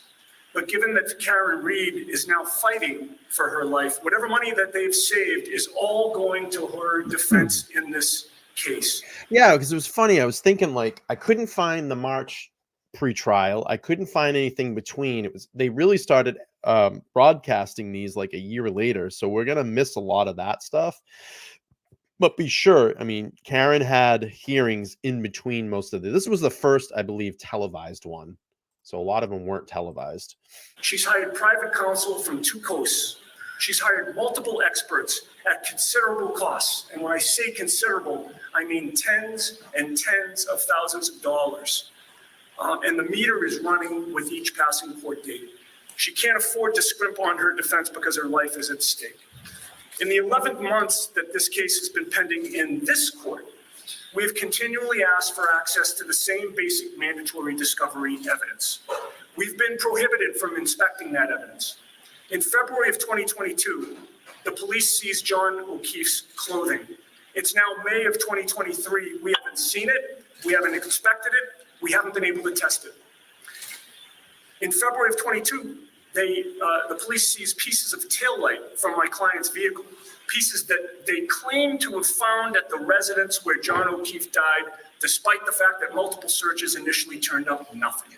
Pieces of the taillight were only found after Trooper Michael Proctor, conflicted Michael Proctor, had seized my client's vehicle and had it in his possession for well over an hour. That evidence needs to be put to the test, and it needs to be put to the test now. We have been prohibited from testing it, from inspecting it, from even seeing it. There were tissues and other samples from the autopsy of John O'Keefe to which we've been denied access. We believe that when those samples are tested, the results will be exculpatory, likely case ending. But 15 months after she was arrested and 11 months after she was arraigned in this court, that evidence remains hidden from the defense. The police have maintained exclusive control over the event data recorder and the Lexus infotainment system from my client's vehicle. We have seen neither, and this is simply unacceptable. Prohibiting the defense from inspecting this evidence is infringing on my client's constitutional right to a speedy trial, and it's infringing on her right to due process. It's almost 3 months ago that we last appeared before you, Your Honor. We requested access to these items. So if anybody's wondering what exculpatory evidence is, because I know a lot of people don't really know the language, legal language, and I'm starting to learn more of it as I've been doing this over the last 9 months. So exculpatory evidence is in a criminal law. Exculpatory evidence is evidence such as a statement tending to accuse, justify, or absolve the alleged fault or guilt of the defendant. So I just want to get that out there for everybody. If you hear these terms and you're like, what the hell does that mean? That's what exculpatory evidence is. And yet again, the response from the Commonwealth was that they would be tested soon. The prosecutor had represented within 30 to 60 days. That's on record. It's now close to 90 days. We've made zero progress. This court did order that the Commonwealth request expedite. Oh, by the way, earlier today, I got to buy me a coffee from Laura. Laura, if you're watching and you made that donation, I really, really do appreciate it. Thank you. And testing, but that order has yielded nothing. I asked the court to set deadlines then, which the court was not inclined to do. 3 months later, it is crystal clear that deadlines need to be set. Without a deadline, we have no assurances that this case will not drag on who knows how long into the future. With each passing day, my client, thank you, Tess, who not only is presumed to be innocent, but is factually innocent, remains jobless, with inadequate health insurance, and with each passing day, her savings and her family's savings continue to be depleted. There is no time to wait. There is no time to waste. It is time for excuses to end. As we noted in our motion, the prosecution and the crime lab move very quickly when they want to. In other cases pending before this very court, the very same investigators secured DNA testing within 2 weeks of opening their investigation before anybody was charged. Contrast that with our case, where here we are 15 months later, no such testing has even started. Regarding the Canton Library video, this court should know we still do not have relevant time periods. From the Commonwealth's evidence, we know that my client drove by the Canton Library at 12:16 a.m. on January 29th because that was recorded. There is video of her driving by at that time, heading to 34 Fairview, which is where John O'Keefe died, with her taillight intact. Perry, you are 100% We know that my correct. client arrived back at John O'Keefe's residence at 1 Meadows Ave in Canton at 12:41 a.m. because the Commonwealth produced a voicemail that she left for John, where you can hear the garage door closing, the car door closing, the house door closing while she walked in her high heels on the garage floor. 1 Meadows is about a mile from the Canton Library. We know the video equipment was working because they have that footage from 12:16 a.m. But in the video that the prosecution turned over to us, there is a gap in that video from 12:37 a.m. to 12:39 a.m., which would have been the precise time my client would have been driving back past the library. We know that that footage would show that my client's taillight was still intact at that point because she never struck John O'Keefe with her vehicle. Yet the prosecution That's a bingo moment right there. Oh, there's Aiden right there. Look at that. has produced a video from the library with that crucial time period missing. This evidence is strictly in their possession. We've been told that the Canton police provided the evidence to them via a share file. I'm sorry, the Canton Library provided this evidence to them via a share file link with a guest ID and a guest password. We need that link, that user ID and that password. We cannot rely on Trooper Michael Proctor, Right, Perry. conflicted Michael Proctor, to sanitize exculpatory evidence before sending it. But you know what they are doing? You know what her and her team are doing? They're proving that the Commonwealth is lying. Clearly. This case is just something I've never seen or heard before. Never seen or heard before. It's like the defense has everything to prove that the Commonwealth is just full of shit. Every time I hear this powerhouse team talk, I'm like, believe me, these are the two attorneys that I would want defending my life, or three attorneys. I'm sorry, and I dismissed Miss Little, but this is who I would want defending my life. I would know that I'm in fantastic hands. And Bradel, Bradel to credit for Aiden, his attorney, fantastic. Us. We need the original footage. If the Commonwealth answers that original footage no longer exists, it happened, then we'll need an evidentiary hearing to put the relevant parties under oath to find out what happened to it. The bottom line here, Your Honor, is that we've spent 15 months trying to uncover the truth. We are not afraid of whatever evidence is unearthed from whatever source, because for 15 months, every stitch of evidence has been consistent with my client's innocence. However long this case lasts, and I sure hope the prosecution comes to their senses and realizes they have no case because they've charged the wrong person. But however long this case lasts, the remaining evidence will drive a stake through the heart of this prosecution. In the meantime, my client suffers. In the meantime, her life is on hold while she spends every waking moment defending herself emotionally, intellectually, and financially. We cannot abide by excuses any longer. We need this court's help. We need you, Your Honor, respectfully, to hold the prosecution's feet to the fire. We need this court to order the Commonwealth to stop trampling on my client's rights to a speedy trial and her right to due process. We need this court to set deadlines for the production of this evidence. Thank you. Okay, thank you. Mr. Lally? Auntie Bev. Yes, Your Honor. So in response to counsel's motion, just in response to the statement that every piece of evidence that's been provided thus far is inconsistent with the defendant's guilt and consistent with her innocence, I would have a large issue with that. But as it pertains to these particular pieces of evidence, counsel's right in that motions were filed. Counsel's right in that motions were allowed when, as related to inspection of said materials, and the Commonwealth has no issue with inspection of materials once they're back from the lab. Now, the last time we were before this court, back in February, the court had asked myself to reach out to the lab and see if there was anything that could be done to expedite the analysis. I did that, spoke with and filed. Nope, not at all. Nope. I just want to answer this quick. So Ms. Smith says, Brian, I'm curious if your opinion in the Idaho 4 case has changed after covering the Karen Reed's case. Nope. And I want to make sure that everybody understands. I am 1,000,000,000% pro law enforcement. I'll give you a scenario. Last night, out in front of my house, about 12:30 last night, there was some young girls that were in a car. It was about 3 or 4 of them, and 2 of them got out and started yelling at each other in the street. They had a physical fight in the street. Now, probably 10 years ago, I would have ran down there to try to break up the fight, but you don't know what kind of weapons everybody have nowadays. They could have a knife, they could have a gun. I'm not going to go down there and jump in the middle to try to break someone up and get stabbed or shot. So, what did I do? I picked up 911 and I called the police, and they came over and broke it up and did what they had to do. But I want to make sure that people understand I am 1,000,000,000% pro law enforcement. But the way that I look at this is, if there is something going on, if something doesn't seem right in your community, which clearly it looks like there's a lot of major things going on in this community and throughout this police department and through the DA's office, there's a lot of questions there, and there's a lot of things that need to be looked into.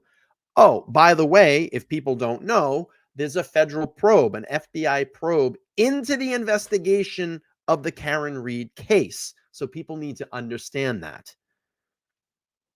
There's clearly something wrong here because the feds don't jump on something if they don't think there's something going on. I just watched, I have a federal case that I've been following of a YouTuber that actually scammed about $5 million out of multiple clients in watches and money and funded his lifestyle on YouTube. Well, it took them about 1.5 years to finally get caught up with this guy, but he is now arrested. His next court date's going to be on January 30th. So the feds take a little while to work. And that's, the probe, I believe, was announced back in the spring. But it takes a while for that to work because they're not going to spring until they have the goods, believe me. And if for the people in the back of the room, and I always love saying that now because Melanie Little said it, I think y'all need to wake up and listen a little bit. Because clearly, if you don't get it by now and you're not understanding what's happening here by just all the facts that are out there that Karen Reed's defense team just keep bringing out and slinging left and right, I don't know what to tell you. It just doesn't make sense. It doesn't make sense at all. There is so much reasonable doubt in this case. Karen should not be sitting here. Shouldn't be sitting here. We know who did it. They were in the house. The lab to expedite as much of the analysis that could be done at that particular time. So at that time, no one came out of the house. No one came out of the house. Proctor didn't go up and knock on the door like old, listen, here's some old-fashioned detective work. What do they usually do? They tape off the crime scene and then old-fashioned boots on the ground detective work. They go house by house and start going, hi, there's a dead police officer on the lawn over there. Did you see anything? And start taking some notes. None of that happened. No one went up to that house and knocked on the door. Why not? It's just watching Melanie Little's stream a couple streams back. She said, or no, actually with Coffindaffer, she said, why did no one go knock on the door? Why did no one go up and say, hey, can we take a look at the glasses that you have here in the house? Can you show us the inside or go talk to some witnesses? None of that happened. It's odd. Very, very strange. Well, we know why it didn't happen. And, I'll just show you. This is why it didn't happen. I got to bring up my meme if I can find it quickly. Where's my meme? This is why it didn't happen. And for all you newcomers, if you're here tonight and this is a new case for you, this is why it didn't happen. Right here. There's nothing to see here, folks. None of this happened. None of these people are connected. This is how close all these people are connected. And there's a couple people that are left out. Proctor needs to be up there. Higgins needs to be up there. Do you see the interpersonal connection here? That's why Karen Reed's in the position that she's in. All right, let's get back to the hearing. Provided with was a deadline of no later than May 5th. Those items, at least as far as the trace analysis and the criminalistics was concerned, would be completed, and I should expect something close to that date. I confirmed with the lab as of yesterday that timeline is still a viable one. The case is currently in technical review, so once that's completed, then we should have reports that I'm able to provide to counsel. As it pertains to the inspection and the return of the items from the lab to the Commonwealth's, at least the district attorney's office for the state police's custody, one of the issues that we've had with that is that in order to facilitate some of the Aiden is listening. Lauren, thank you so much for letting us know. Aiden, I'm so glad that you're listening to the stream. Listen, we're all here with you. We're all here to help you. We all care about you, and we want to see you get out soon. And we're going to try to make that possible. I want to actually say this live on air. I appreciate the opportunity that I have had to host on your channel. I've been in contact, obviously, with a couple of your people that help you with your channel. And when I got reached out to, I said, what can I do to help? And that's all I ever wanted to do, is just help you in some sort of way and get some money driven to your defense fund. And I'm so happy to see that you were able to buy some iPads for your kids for Christmas through the donations, because I know right now you're not on the outside to make a living, but if I can substitute and help out do that, it's been an honor and a privilege to do that. I'm so honored that you have given me kind of the rubber stamp on that to help out. And I know everybody in this chat right now cares about you. We talk about you a lot. We miss the hell out of you. You need to be out and in the forefront of this movement, and we will not let this movement falter at all. Aiden, I'm going to tell you, there are new people every single day because of your work, buddy, that have come into this movement. I have brand new subscribers that have come to this channel and in the live chat and said that the reason that I am here is because I've heard about Turtle Boys reporting. The reason that we're here is that you all are continuing this movement. This movement is strong, and you've done a fantastic job, buddy. So I cannot wait to get out and shake your hand when I see you again. And like I said, I've been in contact with your team, and I just said, whenever you need me, Aiden needs my help, you just let me know, and I'll be there for him. So I'm so glad that you're listening tonight. Thanks for being here, buddy. Necessary DNA testing. Some of that testing would be exhaustive. And in particular, there is a hair sample that covers. I just want to let Aiden know right now, there is a ton of turtles in this chat, and they're flying. They're flying by. So I hope that puts a smile on your face. And, I'm just going to read some of these. Care Bear says, we miss you. Stay strong. Stay strong from Molly Rose. Tons of turtles, buddy. Carrie H says, lots of love, Aiden. Robin McGowan says, miss you, Aiden. Let's see. Free Turtle Boy. Tons of free Turtle Boys. I hope this is putting a smile on your face. It's putting a smile on my face. We love you, Aiden. Hashtag Free Turtle Boy. Aiden, we miss you. Keep fighting, buddy. Carrie H says, Aiden, we're all praying for your release. Absolutely. Let's see. If anybody has anything they want to say, you have the opportunity. Michelle O says, love you, Aiden. See you soon. Jennifer says, I can't wait until you're back reporting, Aiden. Doreen says, keep writing for us. We need it as much as you do. We're dropping the link for your defense fund right now. So if anybody wants to donate to Turtle Boy's defense, please do. Let's get him some donations over there. Keep doing what you're doing, Aiden. We love you. We're all with you, Turtle Boy. Tell him I really appreciate it and glad that I got to listen to him tonight. That's what Lauren M says. Lisa says, we ain't got no quit. Molly Rose, we're proud of you. Lots of turtles. Such a great moment right now. I have the biggest smile on my face right now. All right, let's keep playing through this. Rear right quarter panel of the defendant's vehicle. You're making history. It was taken to the lab, and I was informed by the lab that any testing of that for DNA for comparative purposes to Mr. O'Keefe. I'm gonna just give Aiden a moment here. So Elena 120 says, stay strong, Aiden. You're gonna come out of this of a bigger person. Scott says, love the article from jail. Let's see. For Aiden, let's see. Paula says, for Aiden, can't wait to see you here with us. Keep working out too. Lots of turtles again. Cool stuff. Thank you guys and ladies. Would be exhaustive. So on March 10th, I sent counsel a exhaustive testing framework. PP Pants, we love you, Turtle. Whether or not they want an expert present for that testing or don't want an expert present for testing is really immaterial, but I need some sort of authorization from counsel before the sample is subsumed during the course of testing with the lab. I haven't heard anything back from counsel. I spoke to counsel numerous times. I sent emails. I heard no response as far as that. So as far as the DNA testing is concerned, the delay on that is because I don't have anything back from counsel as far as whether or not Lally, fucking he's always want an expert present, who that expert is, how to contact them, and how to facilitate the beginning steps of that particular testing.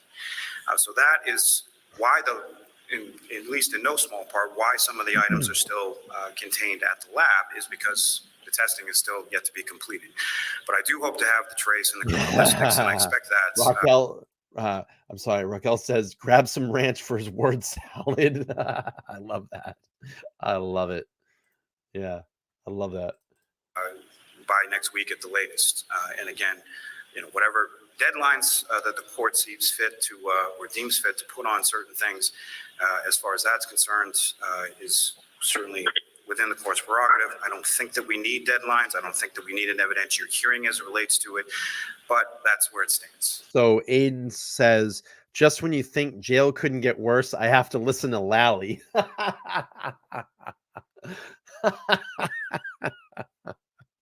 That's so good, man. That's so Aiden. I love it. Lauren, thank you for relaying the messages. And if he has anything he wants to say, please have him type it out. Let's announce it. Let's get that out for everybody. He's got the opportunity now. I'm glad to put it out there and let everybody know. Robin says that's a good one. He doesn't eat salad. Everybody's putting salad bowls up right now. Aiden, you're welcome. Lots of smiley tear faces. Great impression.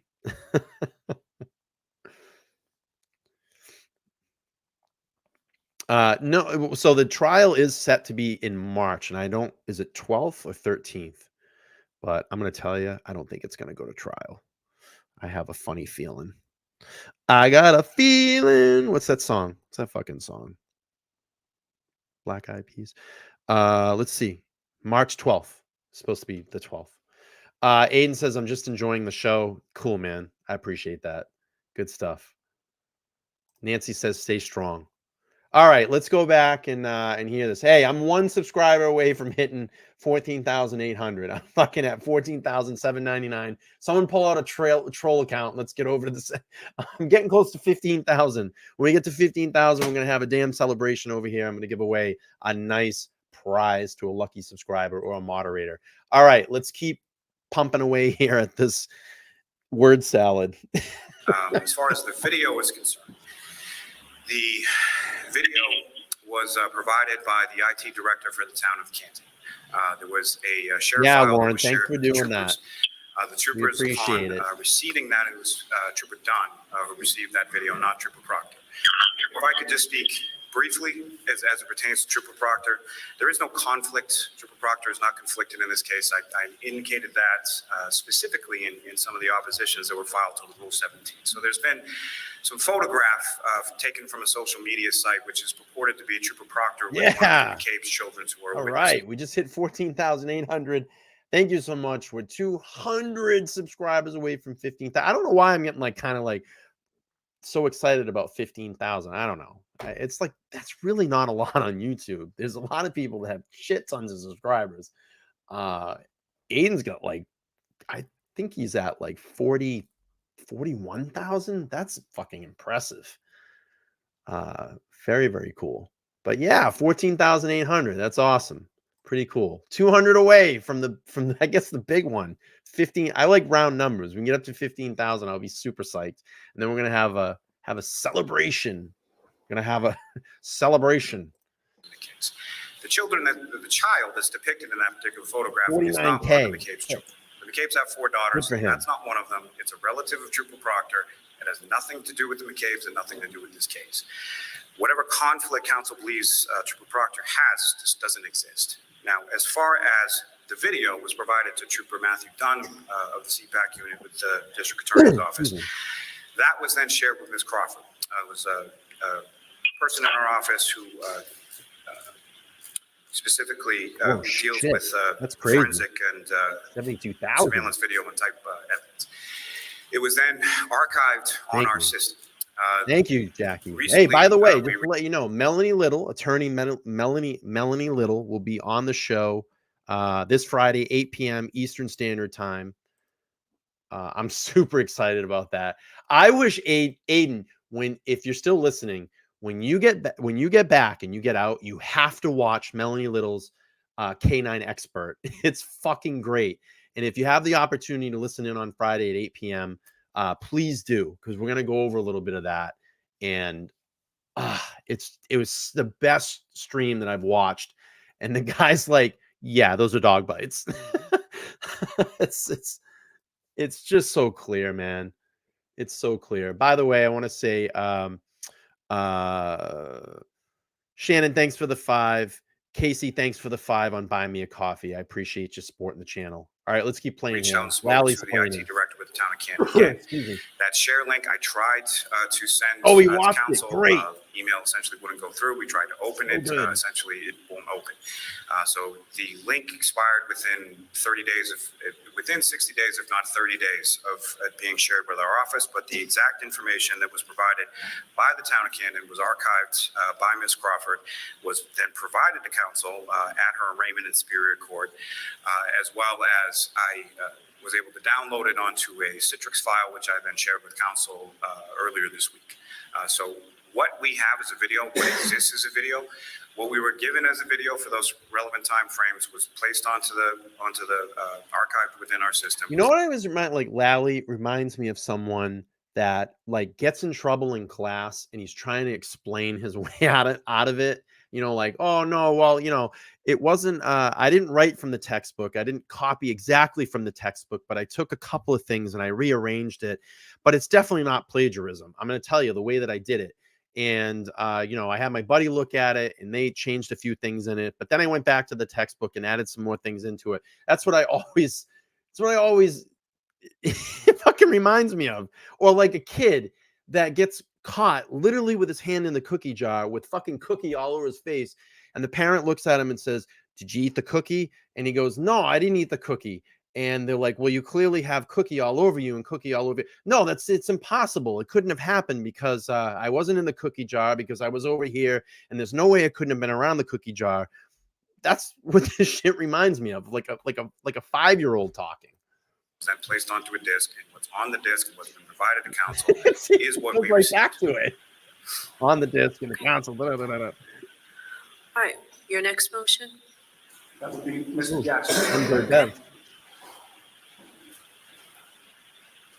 She kind of looks like someone in what the hell was that fucking band? Spinal Tap. She looks like the lead singer from Spinal Tap. With that hair. So bad.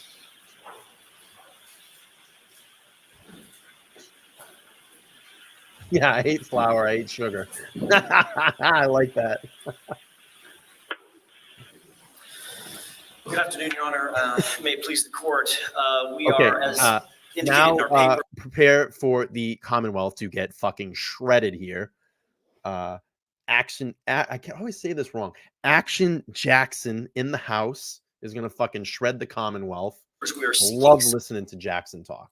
summonses, and this is dealing with the animal control issue. That Rule Yes, 17 motion, we're seeking summonses directed at two entities, the Canton Animal Control and the Canton Town Clerk, both. We believe they both have records. We know they both have records. These are records that we need, the defense needs, to shine a light on Karen Reed's innocence. These are records that are central to our theory of the case, and these are records that we have no other option to get but through a summons. They've indicated to us they have the records, but they need a court order. They need some sort of a summons. Your Honor, in furtherance of this motion, I want to talk for a quick second about a couple of undisputed facts. Undisputed fact number one, on January 29th, 2022, John O'Keefe was found dead in the yard of Brian Albert at his house at 34 Fairview in Canton. That is undisputed fact, where he was found dead and what the circumstances were surrounding that death are why we're here now. Second undisputed fact, when John O'Keefe was found. Oh, I love this. Boom! Look at them dog bites. Look at those dog bites. And we proved it last night watching the Canine Expert stream. Those are dog bites, dude. He had this set of wounds on his right arm. The medical examiner indicated that these wounds were concomitant with his death in terms of the temporal the time that he died. These were wounds that he suffered at or near the time that he died. And the Commonwealth looks at these wounds and says, there's nothing to see here. Why are we looking at this? This is, you're H. Kelly, please tell us what they are. Please type it in the chat. We want to know. What are those? What are those scratches? Did he go through a briar bush? Is that what you're going to say? He ran through some thorns? Is that what it was? Please let us know. Just let us know in the chat. Please type it. following a red herring, basically. This is just a road rash. This means nothing. It has no impact on our case one way or the other. This is, according to the Commonwealth, simply a set of injuries that John O'Keefe suffered at the hands of being struck by a moving vehicle. Well, first, I would ask the common sense question, does this look like a road rash?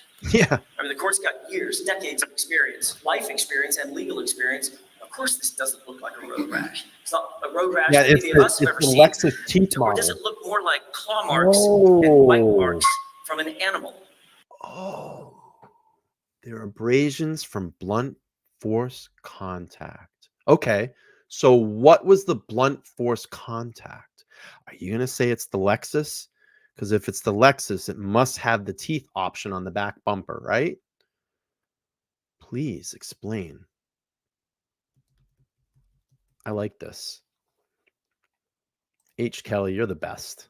We love when you explain. Tell us everything. Which is exactly what they are. Second, if it was a road rash, where's the I don't know. rest of the road? I've seen friends of mine fall off motorcycles before and gotten road rash. I've ran and fallen on the pavement before, and that to me 100% doesn't look like road rash. Well, let's just do this. Let's look at some photos. Yeah, here's a perfect example of road rash. This.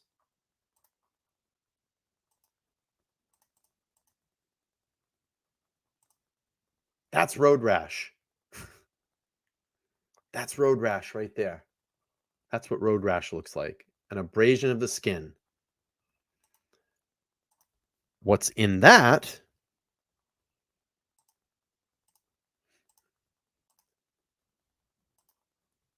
Those are canine teeth that In terms of the temporal, tearing and ripping. the time that he died, these were wounds that he suffered at or near the time that he died. And the Commonwealth looks at these wounds and says, there's nothing to see here. Why are we looking at this? This is, you're following a red herring, basically. This is just a road rash. This means nothing. It has no impact on our case one way or the other.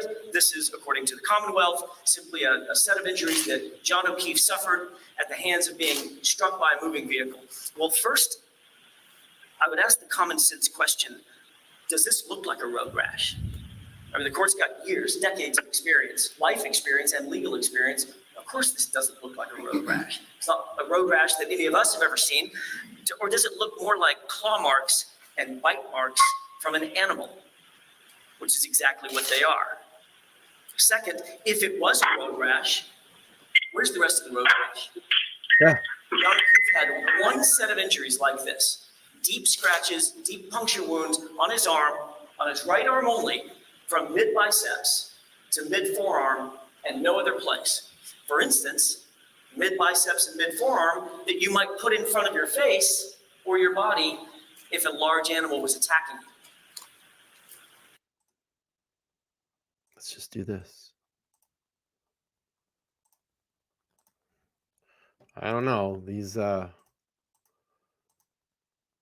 photo there looks awfully familiar. By the way, James, in the stream that actually the canine expert said that normally claws would not do that. You would get more of like a long just line, pinkish line, like more of a very thin, what did he say? Like a very thin surface layer scratch. Like if someone came up to you and scratched, claws on dogs don't tend to penetrate, he said, as much as teeth. But it is possible. Could be some claw. We don't know. But the expert said on Melanie Little's stream that it's definitely all teeth. Definitely all teeth. All right, let's go back to the court hearing here. Resulting in these wounds. Why are the wounds confined just to his right arm? What about all the other pointy bits of a human body? If someone is rolled under a car or rolled because in gravel because of the car, what about the shoulders? What about the knees? What about the ankles? What about the elbows? Yeah. None of that exists. These are the only wounds. They're confined to his right arm, and they're deep scratch wounds, puncture wounds that are indicative of claw marks and bite marks from a large animal. And third, what about the Commonwealth's own expert?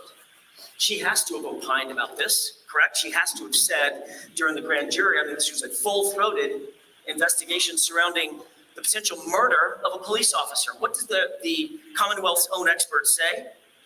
First of all, she was never asked by the Commonwealth during the course of the grand jury about the injuries. It took a grand juror actually asking the question of the witness, and she said, no, I cannot say that is a road rash. There's certainly not enough evidence to suggest that these wounds are consistent with a road rash. Well, she had to have at least talked about the fact that it was an animal, right? She had to.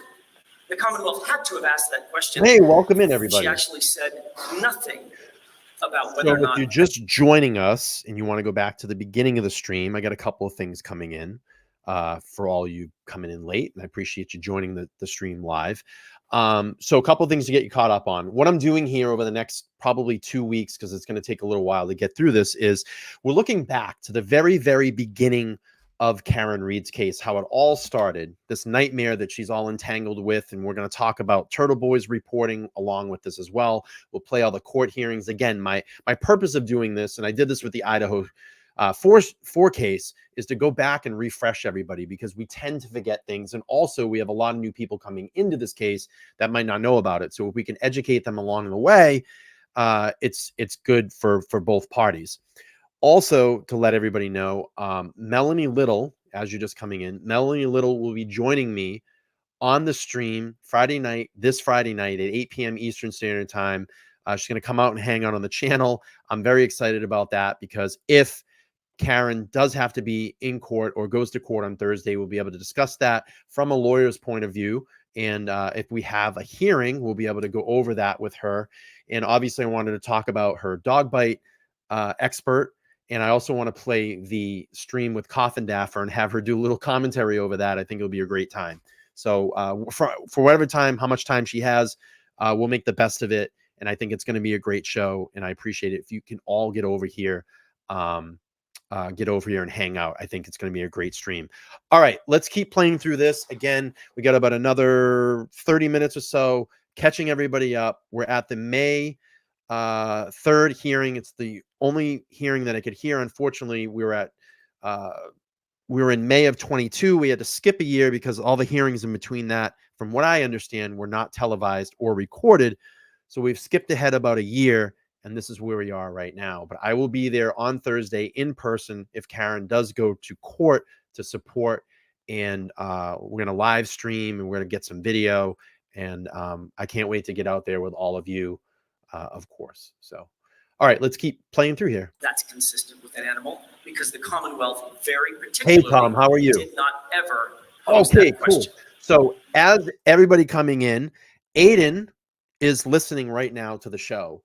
So if you have any questions for him, or you want to give him any, just some encouragement, type it in the chat. Lauren will relay it to him. And if anybody has any, if anybody has any questions, please let me know. So as far as I know, and I want to get to this chat when it rolls up. So let's see. Chris Helmsworth is asking, why would Karen not be going to court? There could be possible scheduled Zoom, because there's some conflicts with her attorneys.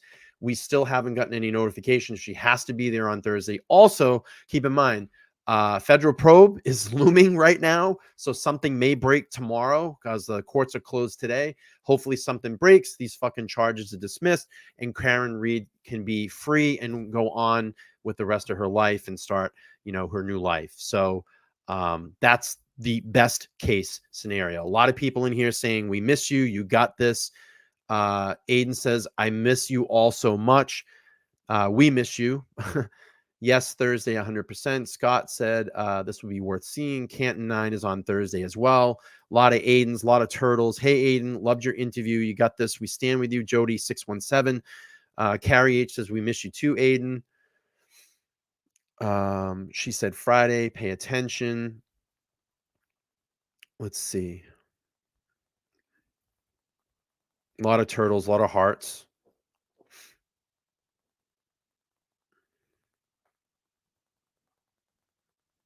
Did a great interview.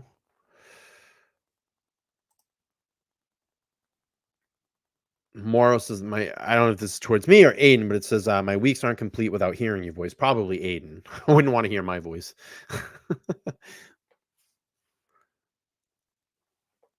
Dan Cobb says, are we missing the fact that Chris Helmsworth is in the chat? Can you imagine if that was really like Chris Helmsworth? Tom CPU says, please tell Aiden we love him. We're fighting for Karen, him, and we admire your choice. Hit 15,000 and Karen will get out on the same day. Party. I hope so, Patrick. We're getting close. We're at 14,807 right now, so a little bit of work to do. All right, let's keep going through this. Keep throwing your chats in. Lauren will relay it to Aiden if I find one that's oh wait, I want to pull this up. Rob Kyle says, we're missing my daddy. My Tuesdays and Saturdays are not the same. Respect all those covering Karen Reed, Canton 9, and Turtle Boy. Absolutely. Stay strong. We got you. Cool. Everybody's been great. Everybody's been doing their part. I love it. All right, let's keep playing through here. We did. The noobs. We hired one of the preeminent medical examiners in the country, a doctor by the name of Frank Sheridan, and he wasn't some deputy medical examiner. Dr. Frank Sheridan was the medical examiner for San Bernardino County in California, with more than 12,000 autopsies under his belt. The supervising medical examiner for one of the largest counties in California, and he concluded to a scientific certainty Helmsworth, I'm currently working that these out wounds are from an animal attack. Thank you, Morrow. Period. Full stop. Thanks, Jody. I appreciate it. So, what do we know about animals and the Alberts? Oh! That's exactly where Officer John O'Keefe was found dead. In February of 2017, Be right back. we know that the Alberts had a dog. There's a photograph of Brian Albert with a dog, Chloe, in the foreground. By 2019, the Albert family had registered ownership of that German Shepherd. Moving on to 2022, in January of 2022, specifically January 29th, John O'Keefe suffers these animal puncture wounds, these animal scratches, these animal bite marks that are heretofore and up to this date, today, completely unexplained by the Commonwealth. By May of 2022, Karen Reed's defense team starts asking questions about this animal, about these injuries, about the dog, about what dog existed at the Alberts house. Where is the dog? We started inquiring pretty significantly. That same month, amazingly, the Alberts informed the Canton Animal Control that the dog was remarkably and mysteriously rehomed. The dog was gotten rid of. And to date, the Commonwealth has yet, as my colleague just mentioned, has yet to release the tissue Jackson fucking laying down the smacketh down right now. I love it. samples to us for DNA. Oh, by the way, Aiden, I got to tell you this. The minute you get back, dude, the first live show you do, you're going to have like fucking 10,000 people watching you, bro. I fucking definitely know that. There's going to be like 10,000 people watching you. That's so awesome. DNA testing to determine if there's evidence in these wounds of a canine attack, which we believe there will be.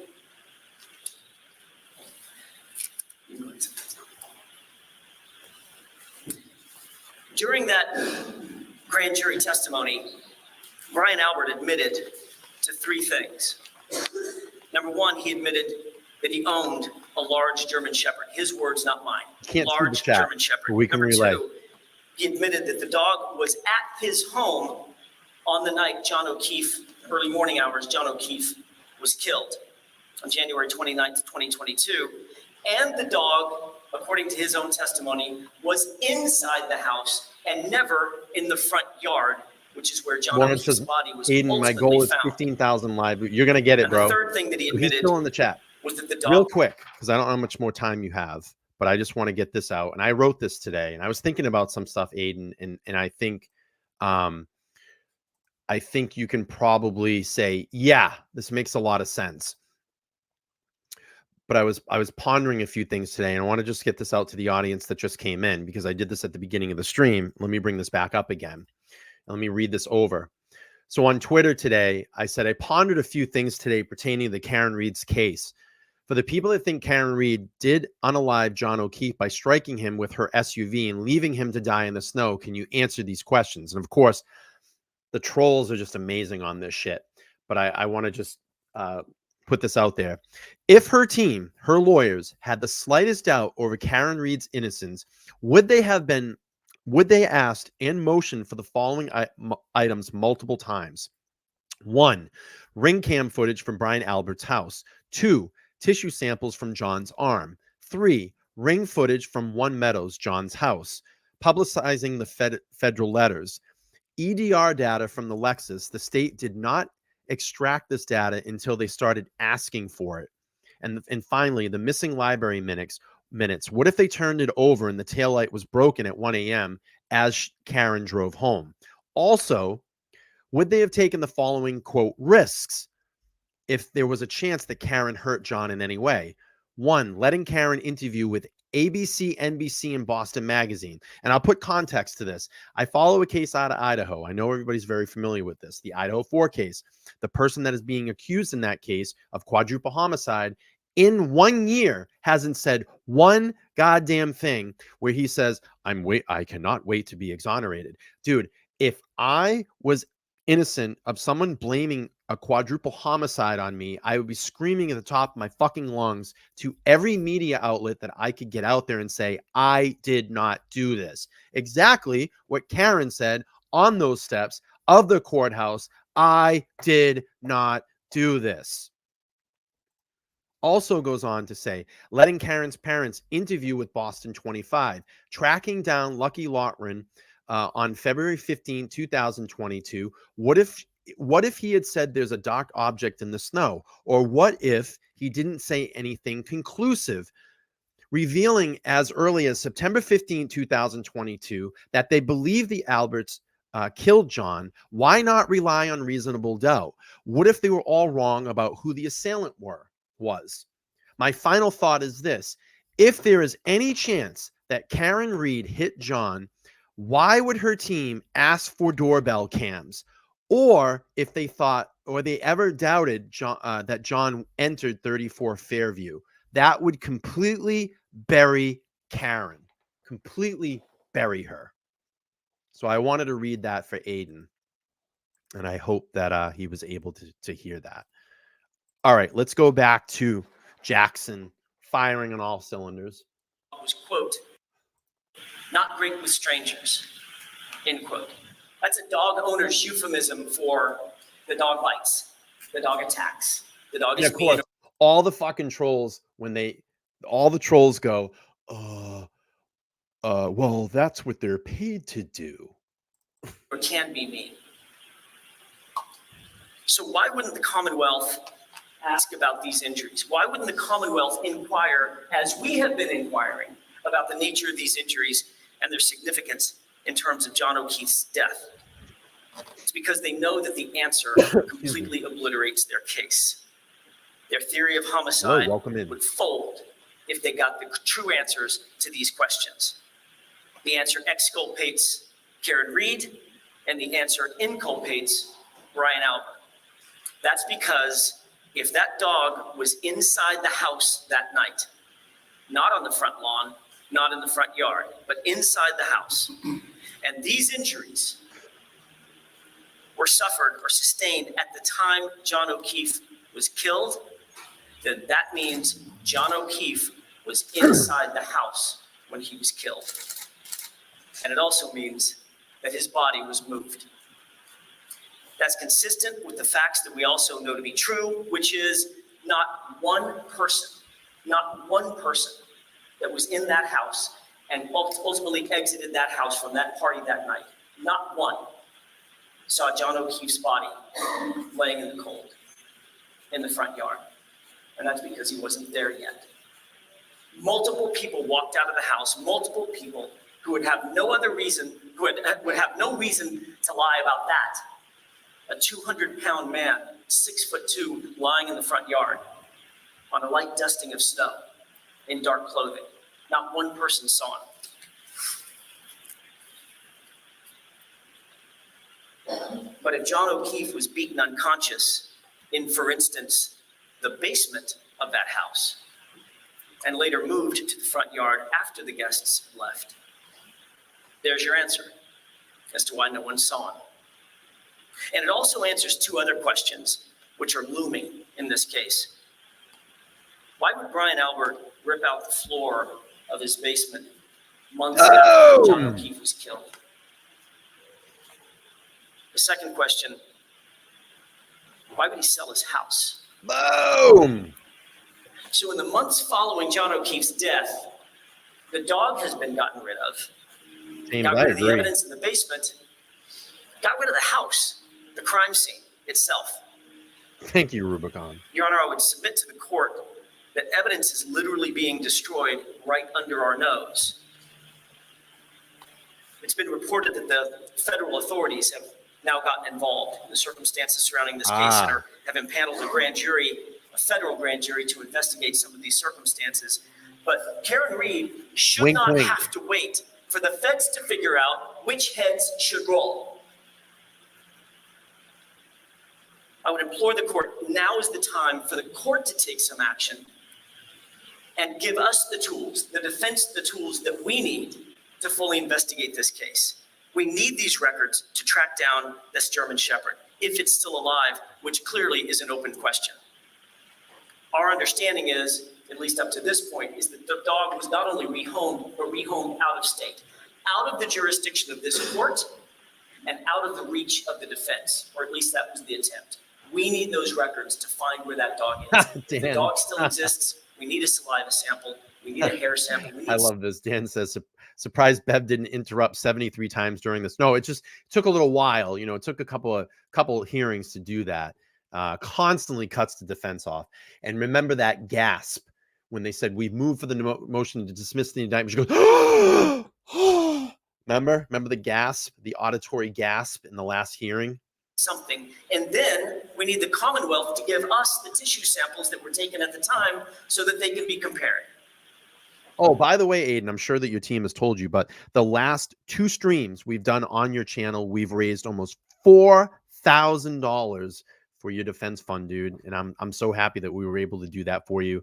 And we're planning something this week, so you will be notified of all that. We are planning something to do something again. So hang in there, buddy. We got you. This is vital to the defense. We ask that the summonses at issue for the 2 entities that we've described, if those summonses issue, the request clearly meets the Lampron standards. Number 1, it's relevant evidence. Number 2, we definitely need a subpoena or a summons. They will not provide the information without a court order. Number 3, this information is necessary for our defense. And number 4, contrary to what the Commonwealth constantly says, oh, well, this is just fishing. I think we've established this is not just fishing. We got a fish on the hook. We just need the court to help us reel it in.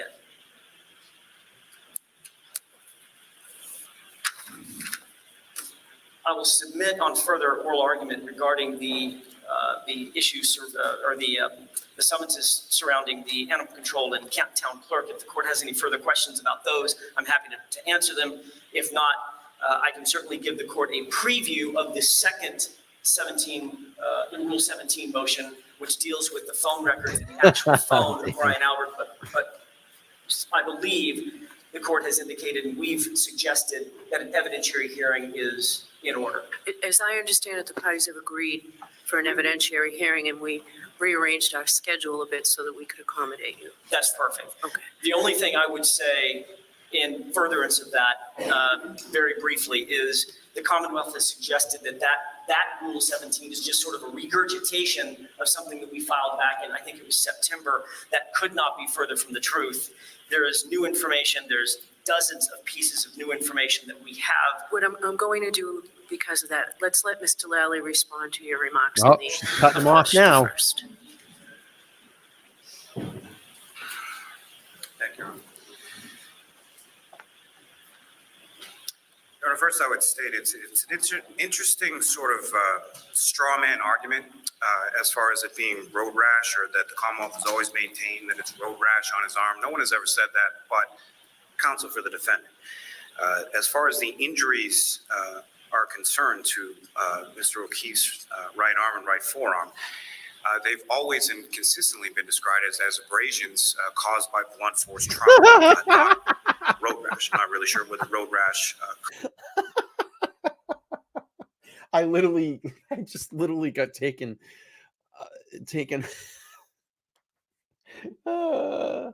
I literally just laughed out loud. I knew that was coming. I literally just laughed out loud. I have to go back to that. We got to go back. Suggested that Rule 17 is just sort of a regurgitation of something that we filed back in, I think it was September, that could not be further from the truth. There is new information. There's dozens of pieces of new information that we have. What I'm going to do because of that, let's let Mr. Lally respond to your remarks on the question first. Thank you. Your Honor, first I would state it's an interesting sort of straw man argument as far as it being road rash, or that the Commonwealth has always maintained that it's road rash on his arm. No one has ever said that, but counsel for the defendant. As far as the injuries are concerned to Mr. O'Keefe's right arm and right forearm, they've always and consistently been described as abrasions caused by blunt force trauma, not road rash. I'm not really sure where the road rash comes from. What I would submit in conjunction with that is, again, divorcing whatever evidence the defendant claims from the context of the rest of the evidence and the rest of the case. It's a little peculiar and conspicuously clear from the defendant's fact section that the damages to the right rear corner panel of the defendant's vehicle, embedded within the bumper to that vehicle, is pieces of a cocktail glass. The victim, Mr. O'Keefe, is last observed. Oh, okay. So this was what I talked about earlier. So we had cocktail glass on the ground. We had cocktail glass embedded on the bumper, but when Karen leaves Fairview, goes back to her parents' house, the car gets seized by Proctor. It gets towed back to Canton, which is weird, sits there for 3 days, and then gets processed by the Mass State Police Crime Lab. Why would they not seize it and take it right to the Mass State Police Crime Lab? Why did we have to bring it to Canton, wait 3 days, and then 33 miles of travel from Dighton to Canton on the back of a flatbed in winter weather? There was snow on her bumper because we've seen the photo of that. And then magically, when it gets back to Canton, after all that time, and 3 days goes by, when the crime team shows up to process this murder vehicle, there's magically just a shard of cocktail glass embedded in the bumper. It stayed there that whole time through all of this. It's impossible. It's literally impossible. Why does it take 3 days to process a vehicle that's the murder vehicle of a Boston police officer? 3 days. 3 days. 3 day gap.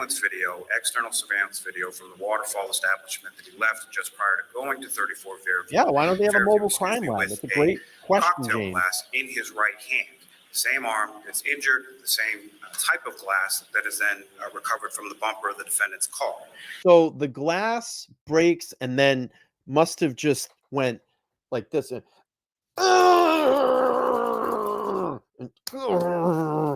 When when John fell, the glass just fucking clawed him all up and sliced him this way, right? So that they're saying the glass broke in his arm, and when it just fucking got mad at him and fucking started doing this.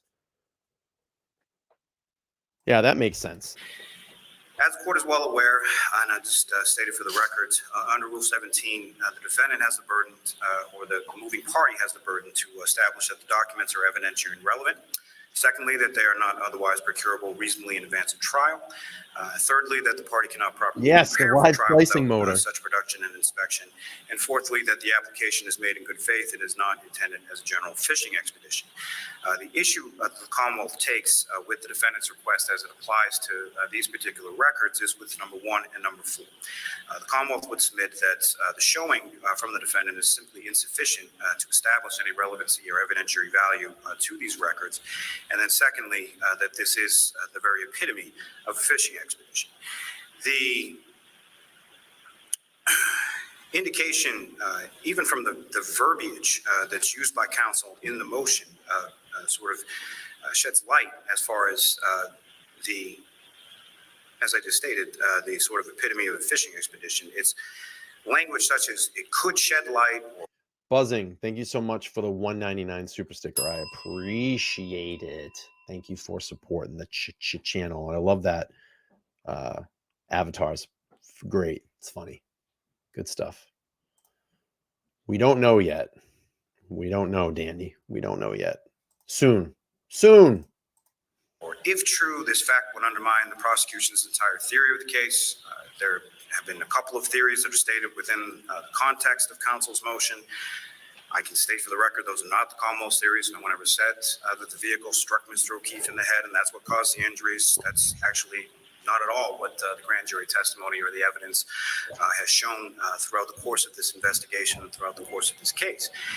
But those could, and if true, those very words by definition evince the very nature of this particular request. The first issue would be with the time frame. As it's stated within the motion, it's from 2015 to present. I'm not sure why so expansive a time frame is needed or necessary or relevant to anything that is a subject matter before the court. As counsel suggests, that photographs of Mr. O'Keefe's injuries suggest that he was severely beaten and left for dead, having sustained blunt force injuries to both sides of his face as well as to the back of his head, that there's evidence of defensive wounds. There's a cluster of deep scratches and puncture wounds to his upper arm and forearm. Hey, Lally's actually explaining what happened to John. And then the defendant essentially asked the court to take the then inferential leap that these injuries, which are wholly inconsistent with the injuries noted by both the emergency medical personnel at Good Samaritan when Mr. O'Keefe was taken immediately from the scene where he was his body was discovered, and from the medical examiner's finding and sworn testimony. So wholly inconsistent with those, that these are then take the inferential leap that these are consistent with bite marks or scratch marks from an animal, specifically a dog. I think Aiden had to go. Good night, Aiden. Yeah, it's about 10 p.m. Good night, Aiden.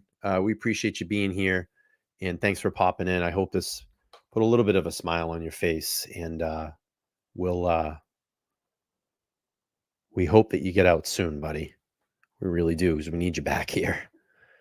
All right, let's continue on. We'll play this out. We have about another 20 minutes or so, and we'll wrap this up, and everybody can go to bed and go to work tomorrow. I have tomorrow off, which is awesome, but I do have to bring my car to the dealership in the morning, which sucks, because I know the bill I'm going to have to pay when I get out of that place tomorrow. All right, let's play this. In support of these assertions, as counsel stated, there's an affidavit from Dr. Frank Sheridan that the injuries are consistent with animal claw or scratch marks. What the flying fuck just happened? Oh yeah, this was the screw up in the... Well, we've had an interrupt in the feed there from the courthouse at the Dedham Court. ironic. But we've been listening to attorneys talk about their motions in the case of Karen Reid. Let's go back. As far as how the medical professionals detail what those injuries are. In those medical records, what the personnel at Good Samaritan, the doctors and nurses who examined Mr. O'Keefe when he came into their facility, they described his injuries as a right superior I have orbital no ridge choice. I region, gotta go approximately tomorrow. 7 I have no millimeter choice. laceration. Positive for surrounding soft tissue, swelling, and positive breath sounds bilaterally, pulseless, positive superficial abrasions to the right forearm. Dr. Scortibello, the medical examiner in this case, who testified at length before the grand jury, described Mr. O'Keefe's right arm injuries as scratches caused by a blunt object. She described or noted that they appeared to be in a linear pattern. She detailed that she observed no signs of an altercation or fight from her thorough internal and War, external thanks for the 5 examination on of Buy Mr. Me a O'Keefe. Coffee. I appreciate it. And lastly, she testified in great Thanks for detail support. as to the swelling of his eyes being related to the fractures in his skull and how those manifested into the observable swelling and discoloration of his face. And essentially what she testified to was that there was a laceration on the right back of Mr. O'Keefe's head, that there was a skull fracture in that immediate area, the right parietal area of the victim's skull.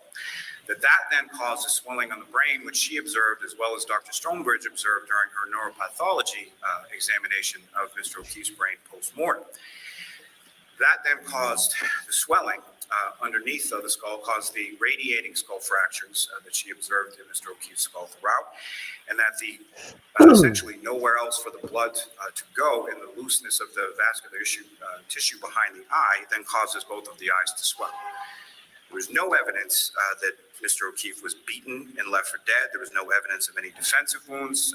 She was specifically asked those questions and testified to that before the grand jury as to those injuries and how they sustained. There's absolutely no evidence that Mr. O'Keefe ever entered the residence at Fairview on that particular evening. Skip Tracer with the 2. Thank you so much. Some other statements free made by witness, Turtle Mr. Boy. Brian Woohoo. Nagel, who had Thank you. come to pick up his sister Oh, no at the problem, residence. Paul. She came out, he observed that vehicle. Oh, he dude, observed how that do you think I feel, bro? I mean, I do a full-time job and then I come do this full-time. I work like 100 hours a week, bro. I get it. But thanks for joining in. Look, on Thursday, if you're out there, I can't wait to see you again, man. So we'll just have to see. We are waiting. Hopefully we get some news tomorrow. I know the courts will be open. So hopefully this all goes away tomorrow and Karen is a free woman. And then Aiden gets out and Aiden's free. So if you missed it, Paul, Aiden was in the chat for about an hour. Was relaying some messages through and was listening in. So it's good to know. Oh, and also, if people are just getting in here, on Friday, 8 p.m. Eastern Standard Time, I will have Melanie Little, attorney Melanie Little, on the channel. And I think that's going to be a very exciting stream. Very, very exciting stream. Alex says you're killing it, Brian. Thank you so much. Hey, we're almost at 15,000. When we get to 15,000 subscribers, we're going to do a party stream over here and give away a nice gift to a lucky subscriber. Remember. All right, let's keep playing here. that vehicle from the entirety of the time that he's there. So he's pulling on Paul's to Fairview. Ms. Reed is coming on to Fairview in the opposite direction. The right blinker on and the left blinker on. The operator of the vehicle that Mr. Nagel is in then essentially flashes its lights and allows Ms. Reed to pull in first. So Mr. Nagel is there the entire time that Ms. Reed pulls onto the street when she pulls up. Indicates that she initially pulls over to the right-hand side of the curb, then pulls the vehicle forward a little bit further. That's corroborated in testimony from a number of different people who were inside the house, as well as Mr. If he can get on the phone at 8 on Friday, I don't know what his phone privilege is, but if he can get on 8 on Friday, he'll be able to listen in with Melanie Little. So, yeah, Monique, we've worked on the chat. We used to have a lot of shit in here. We've really cleaned that up, and I appreciate everybody being respectful in here. I think a lot of the people that come in here, especially during these streams, all of my streams, they're always very respectful. And if shit gets out of line, it gets corrected really quick. And if it doesn't, we just bounce them. We bounce them out. But, we've tried to cultivate here a good group of people, and we have great, amazing people in here that come in and support this stream.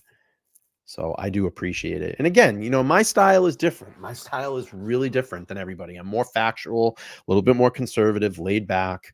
I'll get wild and loud sometimes, but it's hard because I have someone above me and some below me, so I can't really get too wild. But my dream is to get this podcast out of this little corner of my house and into an actual working studio. It's my dream to do this full time and be out there in the field and do what I've been doing, recording video and meeting people. It's just such an awesome thing. All right, let's finish this up. Who then came out of the house and talked to her brother at the door of the truck that he was riding. Mr. Nagel further indicated that at no point did the brake lights come off, including the center top light of the SUV that he observed in front of the house. There were no footprints outside of the vehicle. He never saw anyone exit the vehicle. No one in the house reported ever having anyone come inside the house or seeing anyone exit the vehicle. And I'm a little confused just as far as counsel's statements, as far as the multiple people saw Mr. O'Keefe or never saw Mr. O'Keefe come into the house. If he comes into the house and he's attacked by the dog, I'm just a little confused as far as are they in the conspiracy, or are these people sort of let out of the conspiracy because they say something that doesn't further that conspiracy? If they're all in the house and Mr. O'Keefe comes in the house and gets attacked by a dog and then gets dragged out to the bottom of the lawn. This is kind of the wild thing about this. Lally is actually explaining what happened to John O'Keefe that night. Isn't it crazy how he's fully explaining what happened to John O'Keefe? It's amazing. And left there for dead. How does he know this? Then why do they all testify that no one came into the house?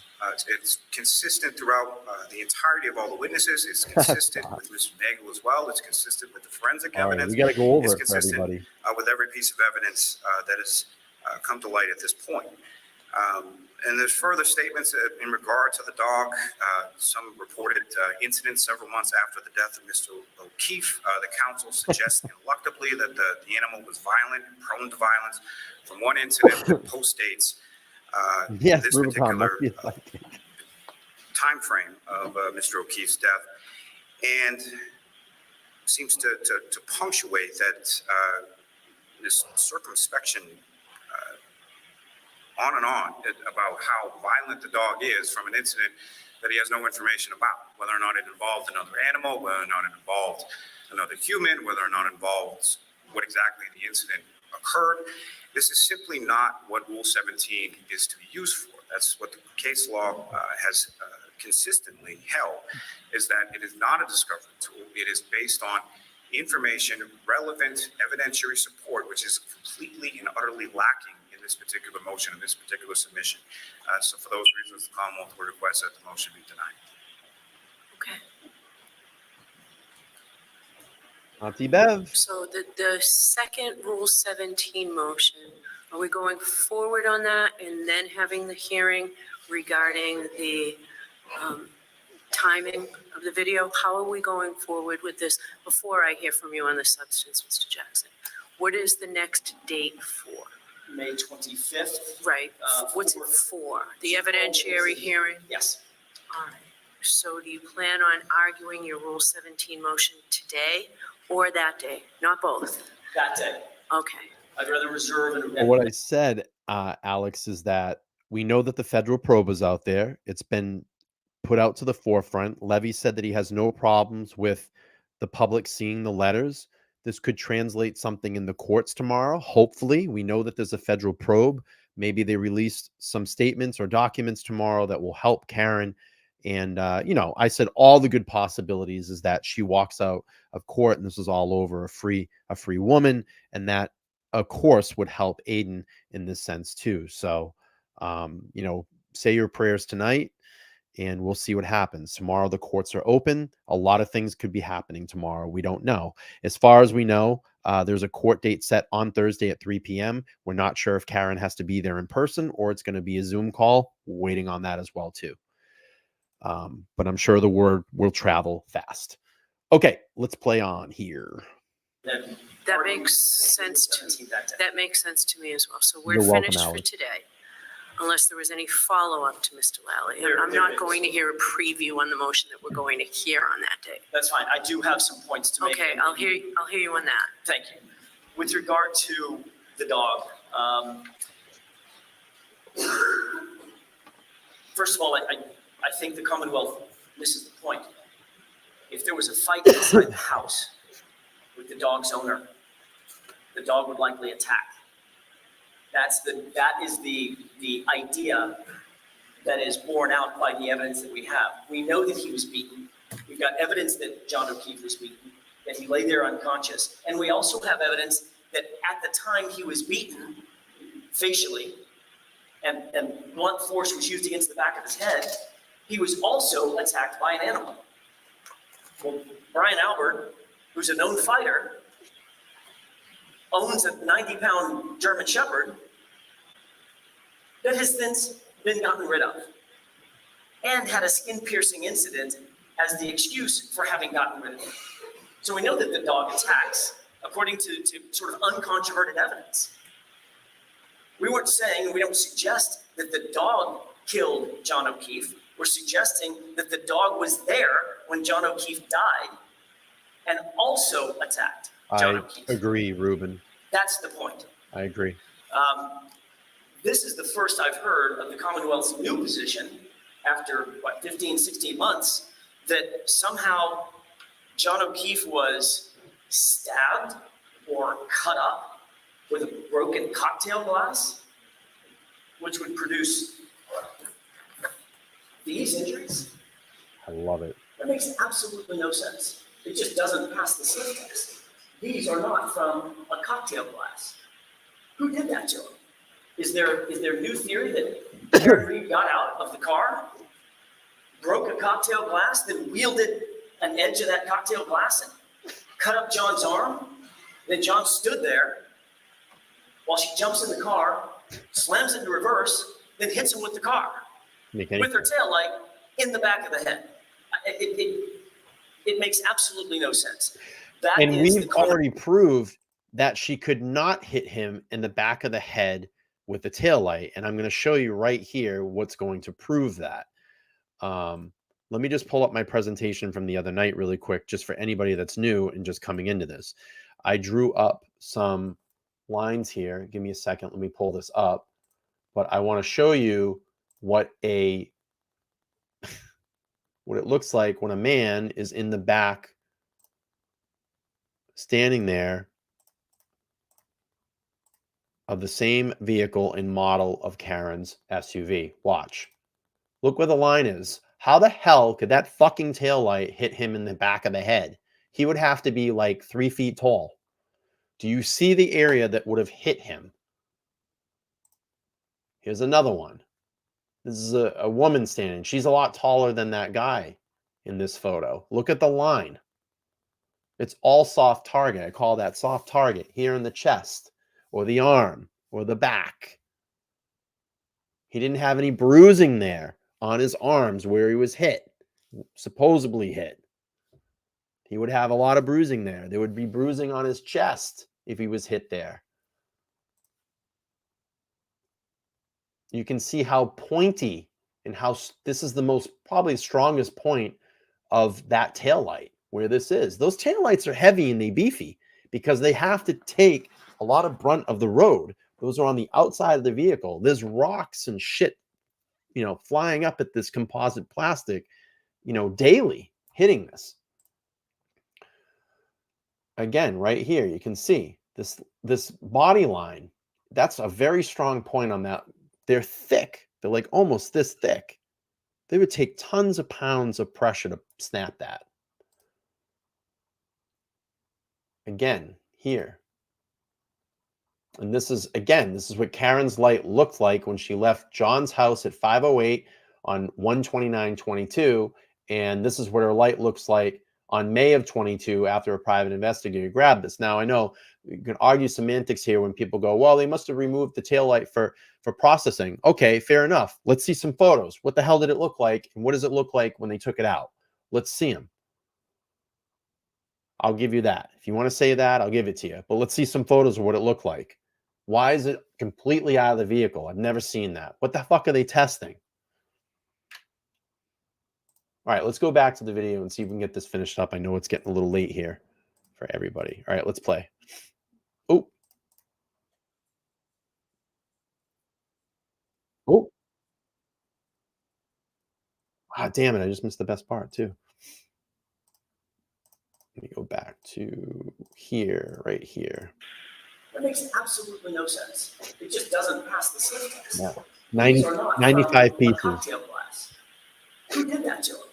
Is there a new theory that Karen Reed got out of the car, broke a cocktail glass, then wielded an edge of that cocktail glass and cut up John's arm? Then John stood there while she jumps in the car, slams it in reverse, then hits him with the car, with her taillight in the back of the head. It makes absolutely no sense. That is the Commonwealth grasping at straws. If it walks like a duck and talks like a duck, it's a duck. I love that. This I looks need like to an make a animal shirt attack that says because that. it is an animal attack. I'm going to make a shirt And that it's says that. at the same time, temporally, at the same time that he was otherwise beaten and then ultimately left for dead. Interestingly, I'm making that a shirt. It's interesting that the Commonwealth doesn't mention Walks like a the duck, basement talks like a duck. in and their it's a duck. arguments. I'm going to have Jackson on it. I mentioned the basement because that's very likely exactly where Well, John maybe, O'Keefe yeah, I went would say it's a duck. once he walked into the house. Jackson. There's no evidence Jackson on it. that John O'Keefe walked into the house. The Commonwealth has We evidence got to make a shirt. that John O'Keefe went to the house. They haven't. They just sat on it for several years, or We'll for design a several shirt. months, over a year. That the Apple Health data from John O'Keefe's own phone establishes that once he was at the location at 34 Fairview, he climbed 3 sets of stairs. The Albert House happens to be 3 floors, a basement, a middle floor, and an upstairs. His Apple Health data also shows that he took multiple steps after he left the car, after he left Karen Reed's vehicle. I'm going to make a shirt. The I'm multiple getting some steps good indicate that he ideas. was in Quack. the house. I like that one too. If, in fact, That's a the good one, Commonwealth were Doreen. correct, and he stepped out of the car, was hit by the car. I'll just get a picture of Jackson and we'll put Quack under it. That's a good one. I like that. I'm going to design a shirt. I'll come up with something. And fell I down love and that died. thing. If Maybe that's- I'll put on the back or down the sleeve or something. If it walks like a duck, it talks like a duck, it's a duck. And then we'll have on the front, Jackson will have Quack below it or above it. That would be great. Maybe like LTL in the back. I got to make a shirt. That's what their I'm theory going to work said. on that Their theory tomorrow. is he would have no Apple Health data suggesting that he was climbing stairs and walking about as if he were inside the house and was ushered down to the basement, at which point there was a fight, he was beaten to unconsciousness, and then everybody in the house leaves, not having to go down to the basement. There's a door that services that basement that's closed. So there's no reason for people who are upstairs, either upstairs or on the main floor of the house, to even know that there had been a fight downstairs, or that John O'Keefe never made it out of the house alive or conscious. With regard to Ryan Nagel, the Commonwealth leaves out probably the most important part of his testimony. Ryan Nagel's testimony is that he arrived just after Karen Reed arrived. They arrived not at the exact same time. She turned down the road. Then he turned down the road. As he approached the road, as he approached the house, he then pulls to a stop. He had her car in his sights the entire time, just after she had already arrived. Certainly time enough for John to get out of the car and walk toward the front door. He said that he observed that there was no taillight damage whatsoever. He later observed inside, either through a dome light or through other ambient light, that he could see inside the passenger compartment of her car, and that she sat there alone. And most important, he didn't see her hit anybody with her SUV. That's the most important part of Ryan Nagel's testimony. He didn't see her hit John with the car, which he would have had to have seen if he was situated right behind her.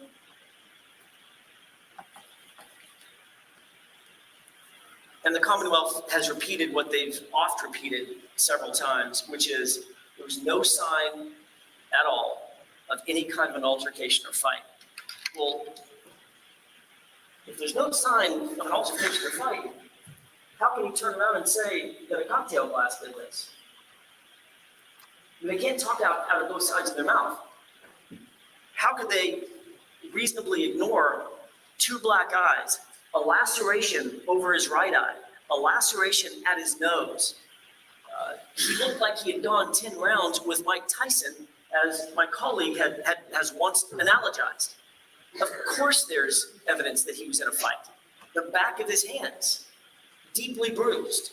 Those are called defensive wounds. I Yeah. don't care what their medical examiner called it. Anybody who's seen any sort of a fight, a street fight, knows that the back of the hands, the back of the arms get the brunt of the punches as you cover your face. Of course there were signs of a fight. Not just a fight, a brutal fight. And what does a dog do when its owner is in a fight? What does a German Shepherd do when its owner is in a fight? Right.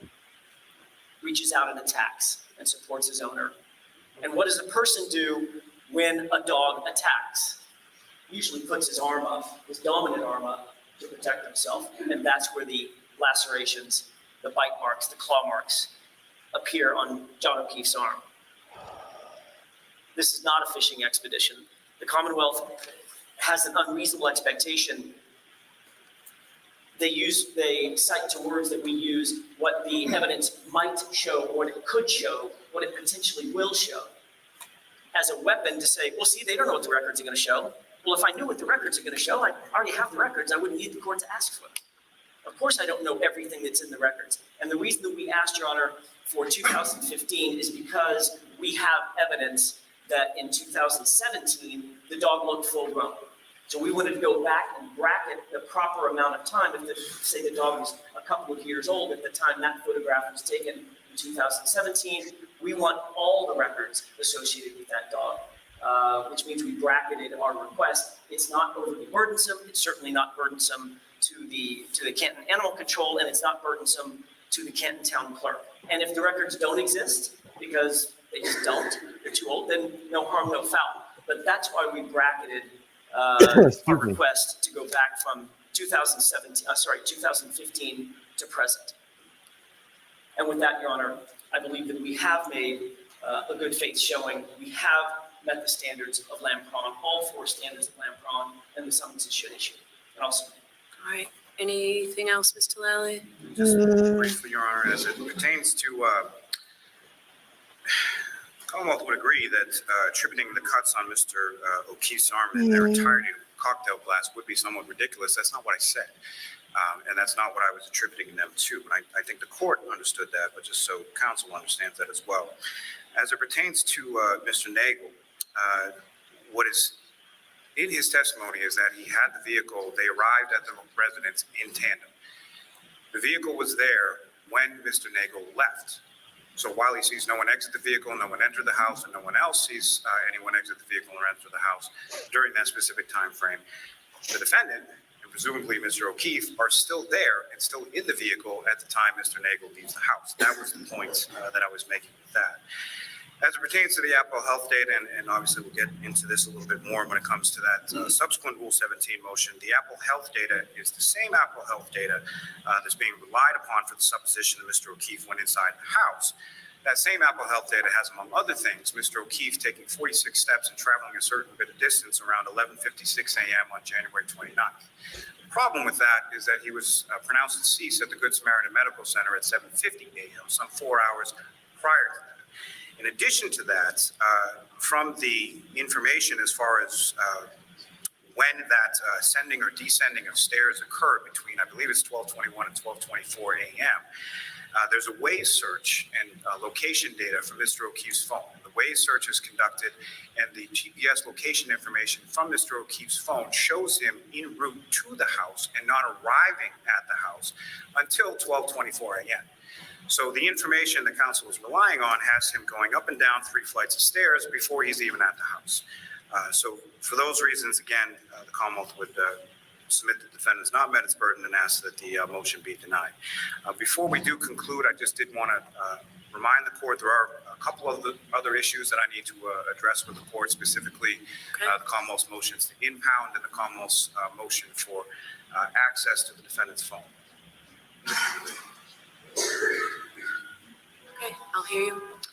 So there were 2 motions to impound that the Commonwealth filed. One pertains to the grand jury transcripts and exhibits that I had attached as attachments or exhibits to the opposition to this specific motion, and really to Okay, both motions. and those are impounded by statute. Right. The other motion to impound that I filed pertains to the attachments to the defendant's Rule 17 motion pertaining to Mr. Albert's cell phone and the call detail records of Ms. McCabe and Mr. Albert. Now, certainly, the Commonwealth is not saying in any way, shape, or form that those items shouldn't be submitted. The defendant can submit whatever she wants, whatever counsel wants in support of that request for the court to review.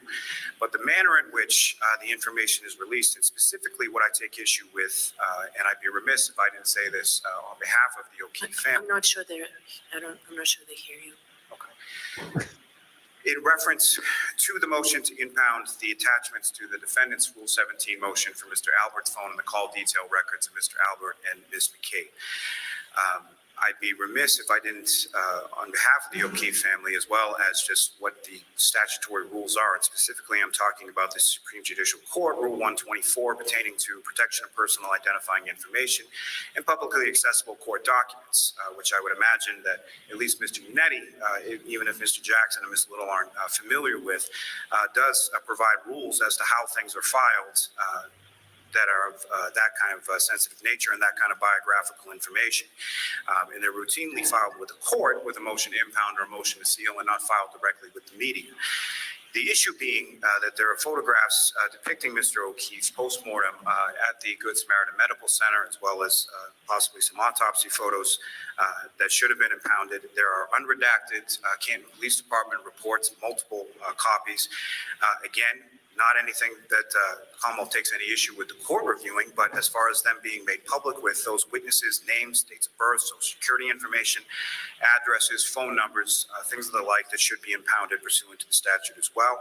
And in particular, I do take issue with that motion, specifically on page 11. There is a specific reference made to the name of the decedent's niece, which is strictly prohibited as far as being provided in a public document. So for those reasons, I would ask that the attachments to that motion, to whatever extent it can be at this point, given the public release of them, be impounded.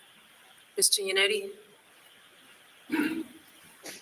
Your Honor, I believe that some of that information may be in the public domain already. So it may be that the cat is out of the bag with regard to some of it. It is now, right? I'm sorry? It is, the cat's out of the bag now. Right, yes. So, I mean, we're agnostic on this motion to impound. We have access to it, the Commonwealth has access to it, and most importantly, the court has access to it. All right, so by statute, everything that was raised by the Commonwealth was supposed to have been requested to be impounded at the time it was filed. So that was not done.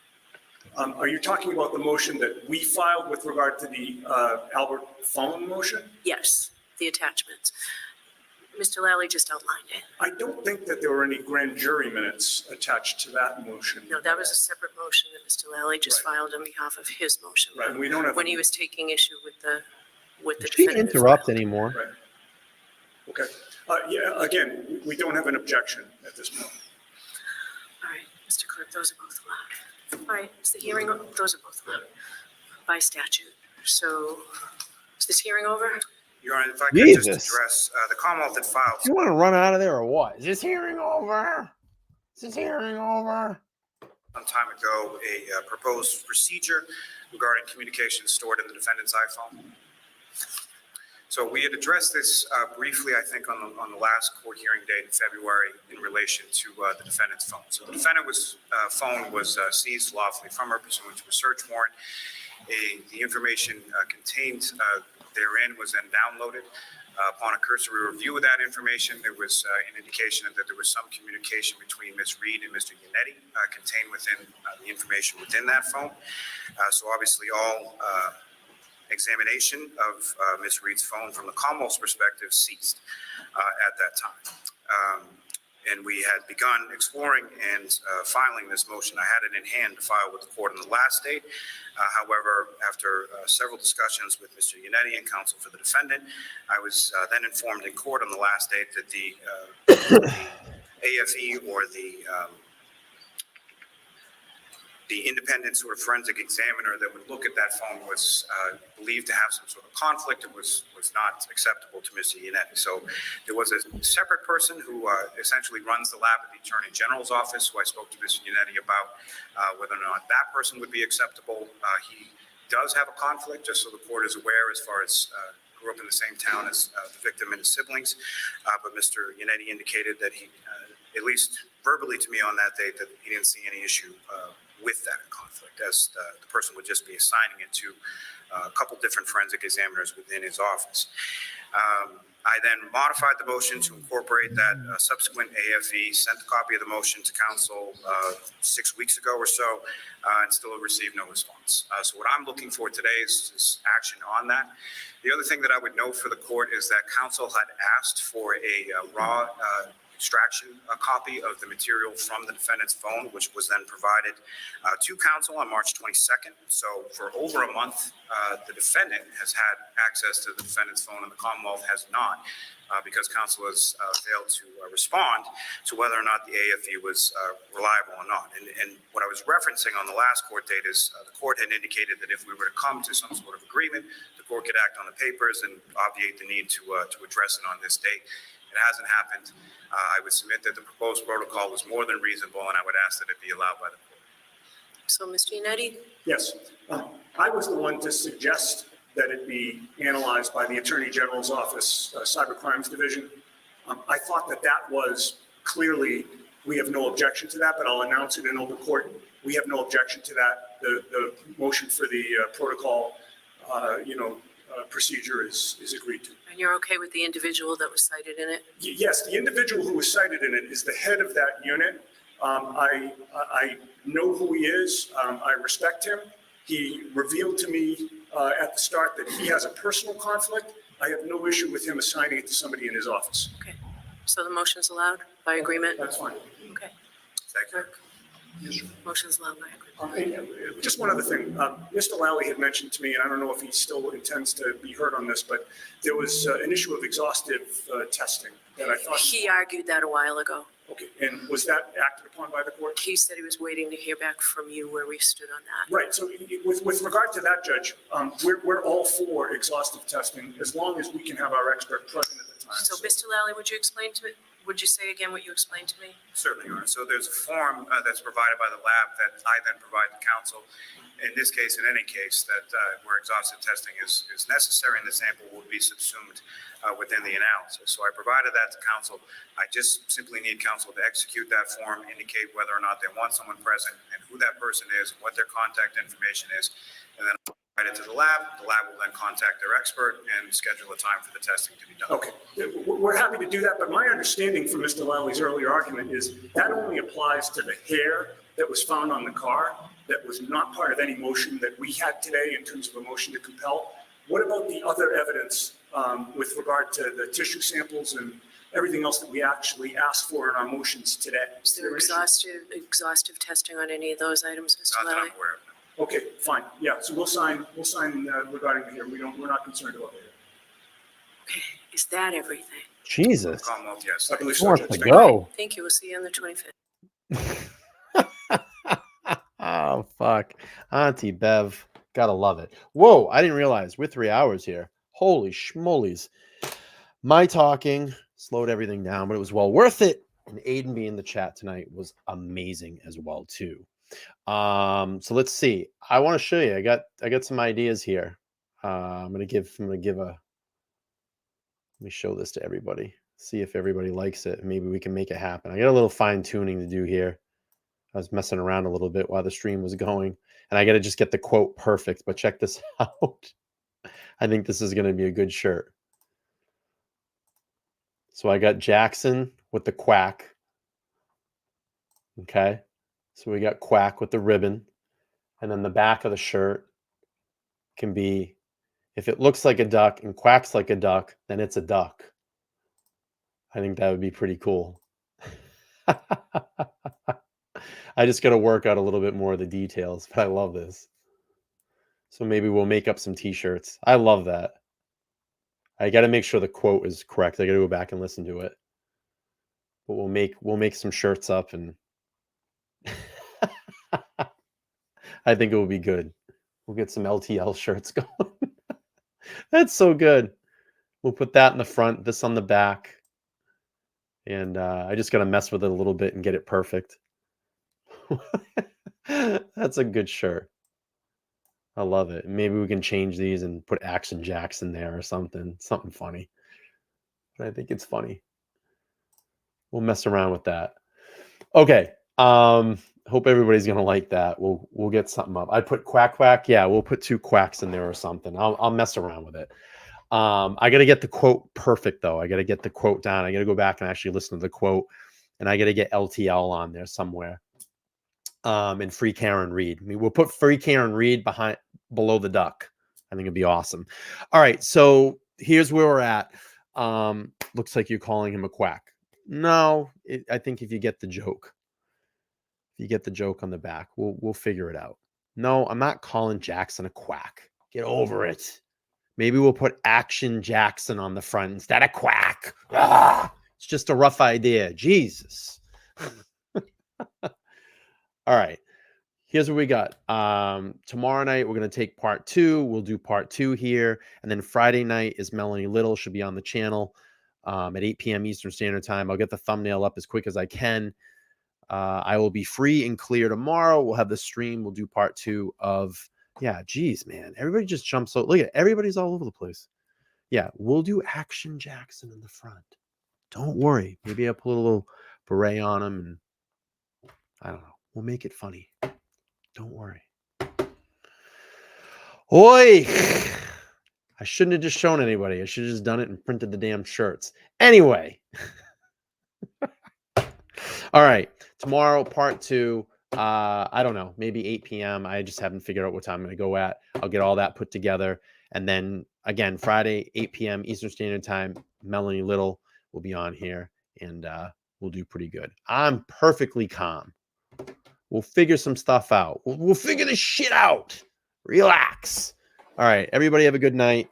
I know it's late. 10:35 here on the East Coast. Thank you, everybody, for coming by, subscribing, liking, sharing. Having that moment of an hour of Aiden in the chat was great. And we'll talk to everybody soon. Have a good night. Bye.